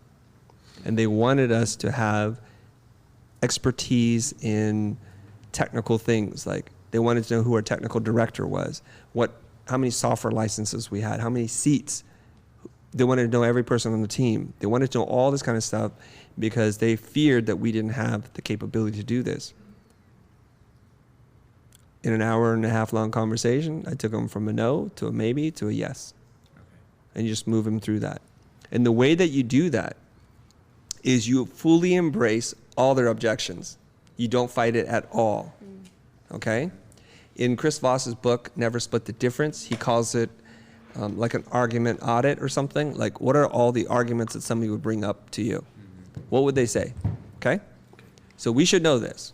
So every person here, every person listening, should be able to write down, if you've done business for any period of time, the 3 complaints or arguments that somebody's going to bring up to you. And what might those be? So you guys go ahead and do that right now. Write down, like, every client interaction Mo has or Chris has or Alec, what are they going to say? They always say the same 3 things. Too expensive. Too expensive. Too expensive, deadlines. You don't have enough experience. Yeah, like No guarantees. Oh. That's what it is, right? So here's what you're going to do. Let's say those are the 3 things. Too expensive, no experience, and no guarantees. No guarantees. Okay? That's what you're going to do. Then you need to figure out what you're going to say to those 3 things. Now, I can do this because I've had a lot of practice. 20 plus years of practice will do that to you. I'm trying to condense that knowledge and information to you guys so you can do it as well. So it doesn't take you 20 years, maybe 2, not 2 weeks. It'll take you less time, okay? Right at the beginning of the call, before we go any further, I'm just going to let you know, I'm probably going to be too expensive. I probably don't have the kind of experience you are looking for specifically, and I can't guarantee the results. All those things are gone now. Literally, they're gone. They're gone. I've already vocalized these things right now. And what are they going to say now? And now we can have a real conversation. So in that conversation with this, I think it was a $700,000 project, I told them that. Of course, would make an interesting hostage negotiator. We told them, if your primary concern is that we don't have technical directors, that we don't have enough software licenses, that our render farm is inadequate and we may not have the right experience to do this exact thing that you want, you should hire someone else.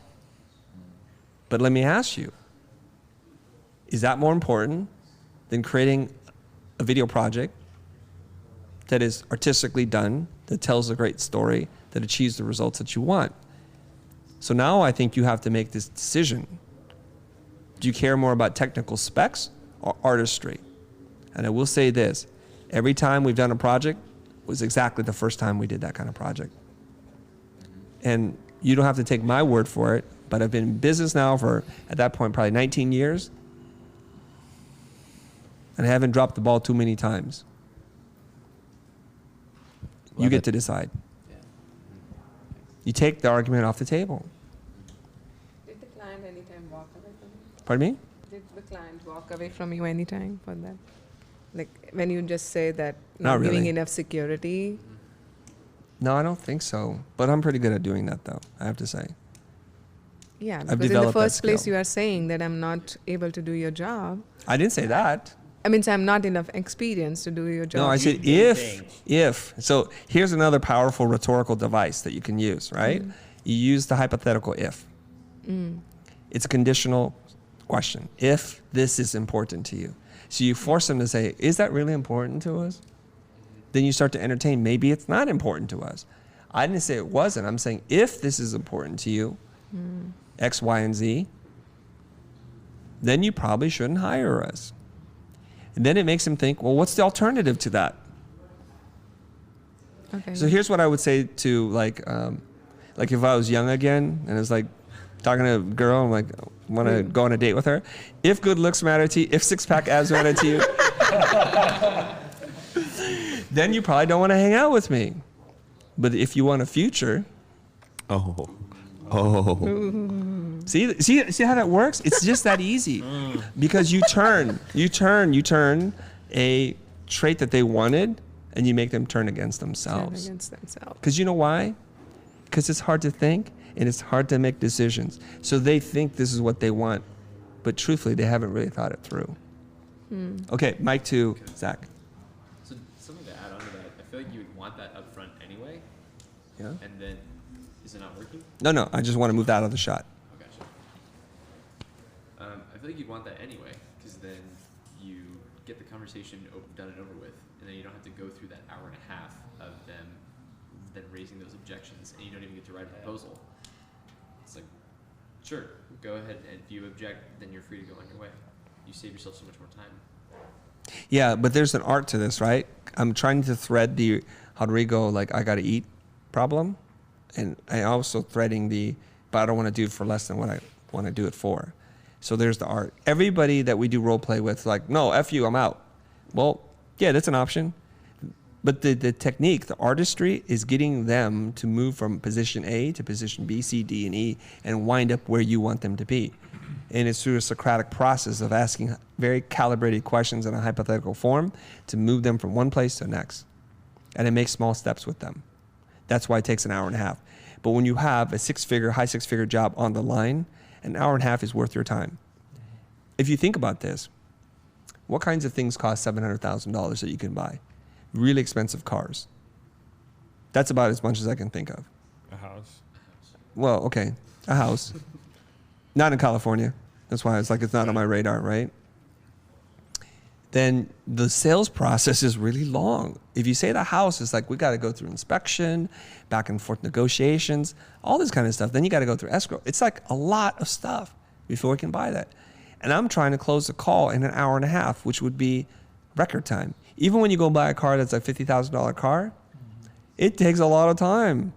Then you got 75 pages of documents to read through and sign. So you can't go into the game thinking this is the way I close a $1,000 job to try and close a $100,000 job. It's a different game. That's another big thing that my business coach shared with me. I thought I was playing in the major leagues. He says, you're playing in the feeder league. I'm not even call it the minor league yet. I'm like, wow. New rules, new game. Then when we made it to the majors, he's like, this is the all-star game, kid. This is different. The game changes, new rules. And you can't play the way you used to play. That's why the college all-star crashes and burns in the pro league. Happens all the time. It's a different game. You were the big person on campus. Now you're just a little person with no experience. Okay. I just want to make a quick comment. Did you say the back mic was too low? Yeah. Okay. When we speak because we've been passing it. People speak at different volumes. Yeah. The audience just wants us to hold the mic up a little bit better. You guys have to be super consistent. It's all good. Doesn't offend me. No, it's on. It's on. It's on. You guys just have to be consistent. Yeah. Yeah. It was off? Is that why? Oh, okay. Who Sorry. turned it off? Stanley? Oh. It was off. That's why I couldn't hear you. Yeah. I got sabotaged. Yeah, you guys sabotaged. That's okay. So you're reading the comments, you know? Yeah, I'm cycling. Okay. But we don't have to get into it. Okay, we need to get to Rodrigo's question. And then we're probably going to need to wrap this up because before we know it's going to be a 4-hour-long live stream. Hey, I'm here What's for wrong it. with that? Like We got Now, viewers. Quick couple of things, just to make sure that this point doesn't get lost, which is, Rodrigo said something. Yeah, you're teaching us pretty advanced level concepts. You have to be self-aware. You have to be present. There's lots of things. You have to have the communication skills, the vocabulary, the mindfulness. There's a lot of stuff that's going on. But some part of this you could steal, you could borrow, and you can apply, and you can make a lot of money. The best thing I can say, which he already said it, and I want to point it out, is you got to practice. Do not let the call with your client be the first time you try these things. You're going to fumble all over yourself.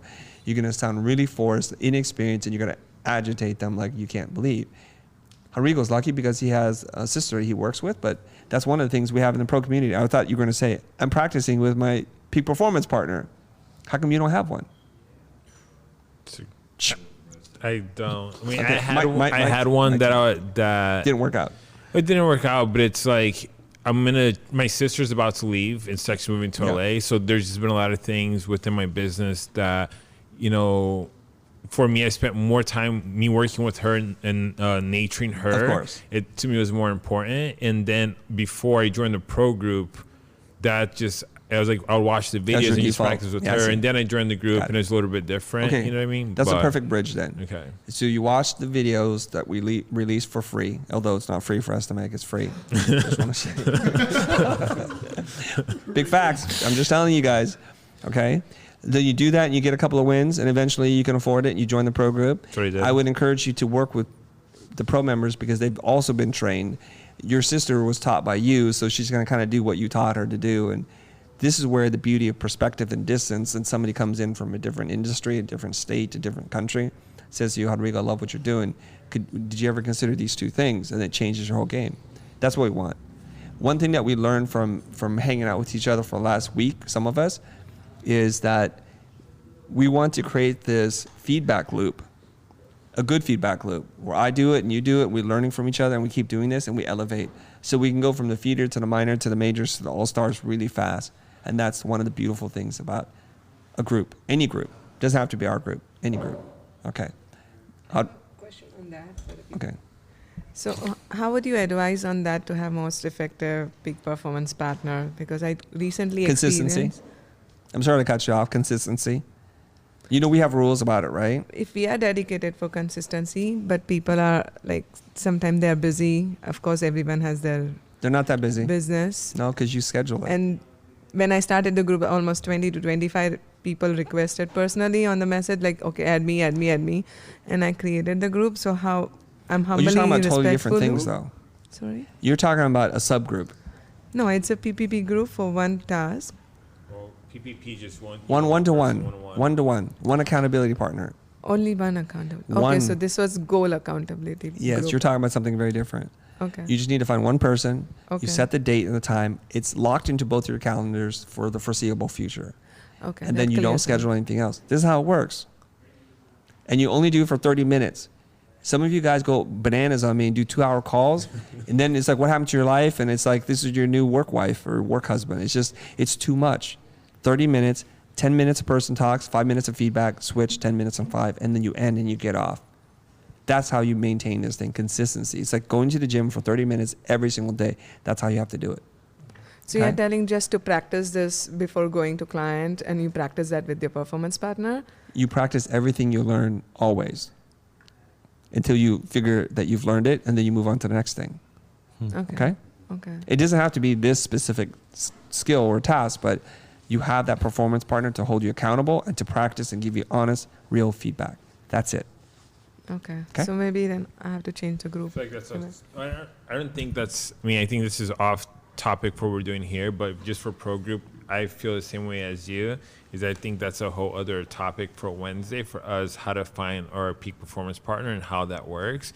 Because if we're 2 new people, there are 2 new peak performance partners, we don't know how that flows. So I think there should be an onboarding situation. Like you might work with somebody for a week to kind of understand what the process is like, and then you could go from there. But I start with you, and you never done it before, and we just read a theory about how it works or watched the video on the thing. It doesn't work that way for us, but I feel like that's totally separate. Yeah. Okay. We're going to do one more, and then we're going to try and finish this thing up. The proposal follow-up? Yeah. So you said somebody... I'm trying to close deals, man. Yeah, I know. He wants to make it real. Okay, you're talking about you sent the bid. What's the way to follow up because they ghosted on you? Yeah. Right? Yeah. See how I knew that? Because I wrote it down. Okay. Good job. What happened between the conversation and the proposal? Like, why did you send a proposal? Did you get agreement on the price? Yes. Okay. Can we talk about price? Yeah, Let's talk about it. It was going to be $12,000 for 6 videos. Okay. And they said, what did they say to you? They're like, when can we get started? And what did you say? I said, next week. We just need to get 50% deposit and sign the agreement form. They're like, send us the agreement. Okay. Let's modify the language ever so slightly. Okay. You're a great student. What I would just say, when can you get started? As soon as I get a check for $6,000. No proposal. What do you need? Oh, do you need me to send you an invoice for $6,000? Once you have agreement, proposal screws up things in some ways, okay? And Blair talks about this all the time. He's like, what you say is the proposal. So you either get agreement or you do not get agreement. And if you don't get agreement, there's no proposal. The proposal is just a backup to the agreement. You've already got agreement. So when they say, when can you get started? As soon as you send me $6,000. When can I get that? Tuesday. Do you need anything from me to get that? No. Great. They'll say, no, we need an invoice and we need a proposal or document. What do you need to see in the I want them to tell me exactly what they want to see, so don't mess this part up. And now I'm going to give you a real story right now, okay? I'm driving from my house in the Pacific Palisades to the office in Santa Monica. Without any traffic, it's about 7.5 minute drive. I live relatively close here. As I'm driving, my phone rings in my little Mini Cooper, and usually I do not answer the phone. I don't recognize the number, but for some reason today I answer. I'm like, hello. Client identifies himself. Oh, I got your number from this person. And I'm like, who is this person? Why would they call me? Starts talking about a project. On my way into the office, this is a 7.5 minute phone call. I find out they need a logo and they want to talk to me about something. And we're getting towards the end of the conversation. And I tell them, this is how I'd like to work. What kind of money do you have? This is where this conversation usually goes sideways because I'm like, I've already spent 7.5 minutes talking to this person. He says, Chris, we have $100,000.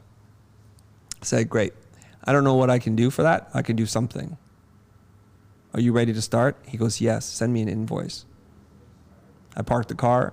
I walk up the stairway. I go to my executive producer. At that time, it's Tobin. I say, Tobin, I need you to write an invoice for $100,000. He's like, what is it for? Just write the client's name and send it for $100,000. What's it for? Don't worry about it. When the client says, I'm ready to buy, you just do that. I say, if you send a proposal and this job goes sideways, you've lost us $100,000. They told me literally just send me an invoice for $100,000 so they can get in procurement and get the money going. And they said, we'll fly out there in 2 weeks. So the timetable is moving really fast right now. And they're going to send 6 of their executives, CEO, CMO, CRO, CTO. This is a different kind of group of people. And if you took this and you plugged it into the normal production machine that we usually have, they sit there like, let's write a calendar. You would just totally screw up the job. When the client says they're ready to go, find out what they mean. Okay? You may have put something in the proposal that scared them. I don't think you did. I just think they were just a little anxious on this. Here's the next thing you need to know. The client's life, like yours, is complicated. 1 minute something is very important, another minute it's not. We should not mistake a non-response as the job is dead or a reflection that we've done something wrong. In fact, it has nothing to do with that. Stay out of the results. If you did everything according to the playbook, you've done a great job. Now is the time to follow up. That's what you really wanted to know. How do you follow up? how would you normally follow up in a case like this? I would call to see. I want to get the call to be able to read them. And then when I did call with him, he's like, hey, got the proposal. It looks good. I'm just waiting for Dave, which was his business partner or whatever. He's like, we're going to go over it. I'm like, great. When should I call back? He's like, next week, which I did call him back. And? He didn't answer. Voicemail. Correct. Well, actually, somebody answered, but then they were like, "Oh, I can't hear you," and they kind of hung up. I was kind of like, it was like, I'm like, no. I know how that works. So, I'm going through a tunnel. It's not working. Something like that. So I just dropped him an email. I'd be like, "Hey, Matt, just checking in. Tried giving you a call. Just going to see if you had any thoughts on moving forward with the project." Okay. And that was it. And that was actually today. So that's kind of, it was so fresh in my mind that I was like, yeah, so I was like, hey, let me see what Chris would do differently in that situation. You've done everything right. Okay. I would now move it into the back burner stage, which is to put little reminders in your calendar to probably just ping them with an email. Now, I'm going to advise you on something that's straight up from Chris Voss's book. I need you to phrase it like in a no kind of answer, okay? Instead of asking for a yes, like when can we start, I want you to see if you can get a double negative so they can say no. And he says the single most effective email headline or subject line that you can write is, are you ready to give up on this project? Ooh. That's it. So you're going to get a no answer from them.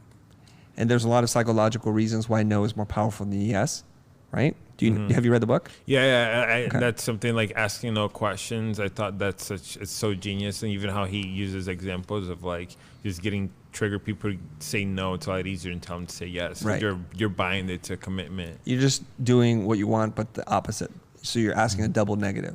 So you say, are you ready to give up on this project? And you may say something like that when you're ready to move to that stage, okay? Now, I don't know in the marketplace whether $12,000 is a lot for a company like that. For me, it's like I'm already moving. Like it's not even worth the trouble, right? Mm-hmm. But if it were, then I probably want to put just regular email reminders or calendar reminders, and I've done this. So the project that you guys have seen probably is Oli's, and that was a 9-month-long sales call. It literally was that long. First, it was 2 weeks to remind me, and then a month, then 3 months, and then my last reminder. And on the last reminder, as soon as I sent that, within 24 hours, he said, I'm ready to move forward. And that was literally like this is it. You're wasting your time with this client reminder. And that's when they said, we want to do it. For anyone watching still, I'm not sure how many people we still have left after like 3 hours. But for anyone watching still, I just wanted to back up Chris on some of this and tell you like it's legit. Like I've experienced this in my own life where not only there's 2 points made. One of them was, you don't know what they want or not, and if they're really gone. And by just reaching out, like I've had plenty of clients, like you said, 6 months later, 8 months later, be like, oh, we're ready now, right? And life happens. Like I have people that said like, oh yeah, sorry, but my daughter was getting married, and then this happened, and then that happened, and the project got delayed, so we just bumped it to the next quarter's budget or whatever it is. And then the other one was when the client's ready to close, just send them an invoice. Like a lot of people are like, I can't do that. I can't just send someone an invoice for X amount of money. Like that's insane, right? They need to have rules, right? They need the rules so they know that I'm going to get the job done. But like legitimately, I've had clients do the same thing. I had a client literally call me and go like, so if I don't use up the last of this month's budget, and you're going to get this actually more often than you'd think if you're working with large clients, like if I don't use up the last of this month's budget, I lose it. So what can we do? Like I like your work and I really like what we've worked together on. I just need to use up this budget. And like that's a fun call to get because someone just wants to give you money. But like it happens. Like in that case, I literally hung up the phone, sent an invoice, and like, cool, I made a PO. No contract. People are asking for success stories from pro members. I don't know how much time we have. That's what that just was. That's what I just gave. No. Here's the thing. That was kind of a success story, but it wasn't. People want to hear real. Like how has like a real quick win that has happened to you, not a theoretical. I used this technique and it worked. Okay. So here, wait. Don't turn the mic. Everybody think of your quick success story as I kind of wind down this conversation. Okay. Not everybody has to say anything. I also want to give some context. It's been a massively long live stream here. Who are these people? Why are there so many people in the after hours? What happened to Ricky and Jonah? They're still here. They're cutting stuff. Chill Boys are here today. They're still here. Hashtag still here. Okay. This is the pro group, and we're doing these kinds of things where we're having community meetings and we're having at this office. This is the first one of this kind, or maybe the second one really. But we're going to be doing these more frequently. My goal is to get this into a quarterly kind of thing where you guys have enough time to learn, implement, make money is important, so then we can come back. And we may be moving these meetings around all over the world, and I would love nothing more than to do that. Some of the people have followed me from New York, and we're going to keep this spirit going. But this is the home base for us, okay? So these are the pro members. They're part of our coaching group, and if you're interested, I think the guys will provide links and information down below. Now, to wrap it up, if you have a success story of something you've done, what you've implemented, and what it resulted for you, let's do that. Keep it super short because I want to get as many voices in as possible. Okay. Alec, you want to pass the mic or you want to start? I'd like to start go ahead. if I can. So I went from doing literally stuff for Fiverr, and then watching Chris, and then moving on to charging upwards of $20,000, $30,000 for work. It's not a quick journey, but one success story, for instance, would be I had a client call, and we had done a couple projects for them a year ago, and they're calling the next year when they had a new budget and stuff. And so they asked, what can we do? And I said X, Y, and Z, but first I need to sit down and really do some strategy with you and really plan it out. And they were like, oh, we already have a plan. And I was like, I know that you've self-diagnosed this, and they're a big company. And I'm sure you've, you have like an idea of what you want, but I need to be sure before I operate. So if I was a doctor and you came to me and you said, I want you to cough my leg, and I did it, I'd be a bad doctor, right? I should affirm that this is really what we need to do. So we went through that process, and that was its own thing. And then we ended up making the content that we came out with, which was the appropriate content via what we had discovered. And by the end of it, it's like they flew me out to their offices to see the thing I was making at the conference it was going to be on, put me up in a hotel, and then told me, I saw them for the first time, and they gave me this huge hug. And I was like, what the heck? I just made an animation for you. It was literally an explainer video. And they're like, oh, thank you so much. This meant the world to us, and it opened up our eyes and all this stuff. Now, I know that sounds insane to people, but it's a slow process, like I said. But it's exactly what I've seen through doing this and through learning this. And this is all pre-pro group, just off of the free stuff, not to knock the pro group because it's awesome. But that was just what I was able to do off the free stuff. Thank you. Great story. Thanks for sharing. Let's keep the stories a little bit shorter. Just out of brevity, trying to get this, because I'm sure many of you guys have something really important to share. Go ahead. So super short. Today, I got a email confirmation that a proposal had been signed. And so I wanted to, clap it up a little bit for something soaked, Celebrate! So this was success. tying off of the things that we were talking about today. Number one of the most important things I learned was that the price is a creative act. You can't just, walk away from things. So talking to this guy, says he's got $5,000 for a budget for strategy, identity, and a single landing page. Cool, but we established the value is $20,000. So I said, okay, what if we lease this out over 12 months? And if you do the math, so it's $1,665 a month for the stuff times 12 months. And at the end, he has a buyout option for $5,000. The total of that is $5,000 more than what we initially gave the value at. So two things that I want to pull away from this. Price is a creative act that you can learn through implementation and practice. And number two, adding a deadline to your proposal, which was today, serious kicker for them to get moving and get with the action. So that would be my success story. So this proposal is valid till today at 4 p.m. or whatever. Exactly. Urgency will do that to people. Mm-hmm. Okay, great job. Next. Okay. Okay, anyone else? Because No, Stanley, if you want the mic, you just took the mic, so don't offer it to somebody else. Speak into the mic, please. So actually, the reason why I'm here is kind of the perfect example of the success story, right? Because I'm here because I got invited to Silicon Valley to the Samsung headquarters.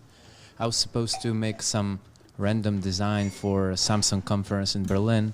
That's like some super smart conference in Berlin that's not even important. And instead of making some random concept, I found the guy from Samsung and I asked him, hey, what are you doing right now, guys? What are the things that you are trying to achieve? What is important to you? And how does the whole situation of your company look like? And he told me like, oh, actually, you know, we're kind of going hard on this Bixby thing, right? And he explained me how does it look like and why do they focus on it? And then I said, oh, that looks interesting. Maybe I can focus on this and do some concept basing on this one.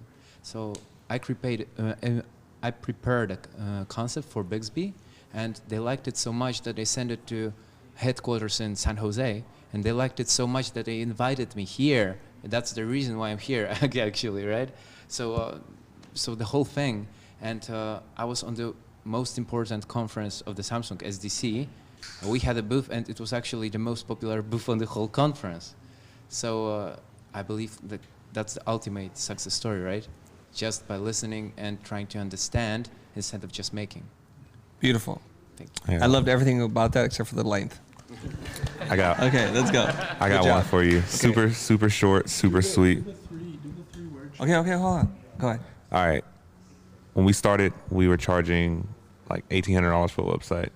With your course, and between you and Mo teaching us not to be afraid of the price, we were able to land a $30,000 website. So. How you do it? Beautiful. Wow. Okay, Zach's up next, right? I'm from the school days, like OG. Back in the day. And that's right. That's right. I went from just kind of being a graphic designer and then watching your guys' videos, and when I'm you and Jose, and basically I started off doing 5, 10K websites to now charging 30, 35K with the agency I work for, just for strategy, UX strategy. Wow. Not even doing any deliverables or anything of that nature. So that's all for the future and school and all that. Yeah. That is the perfect delivery length of the story. Good job. Who wants to go next? Is that it? Let's wrap it up. Okay. I don't see anything. Going once, twice.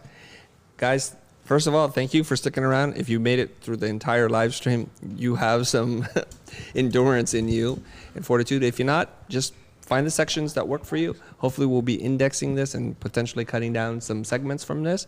This is the pro community. I'm thrilled that you guys are here. I just feel an extreme connection to you. So thank you all for sharing your story and being so open. This is so awesome. Thank you very much. We love you. Oh my God.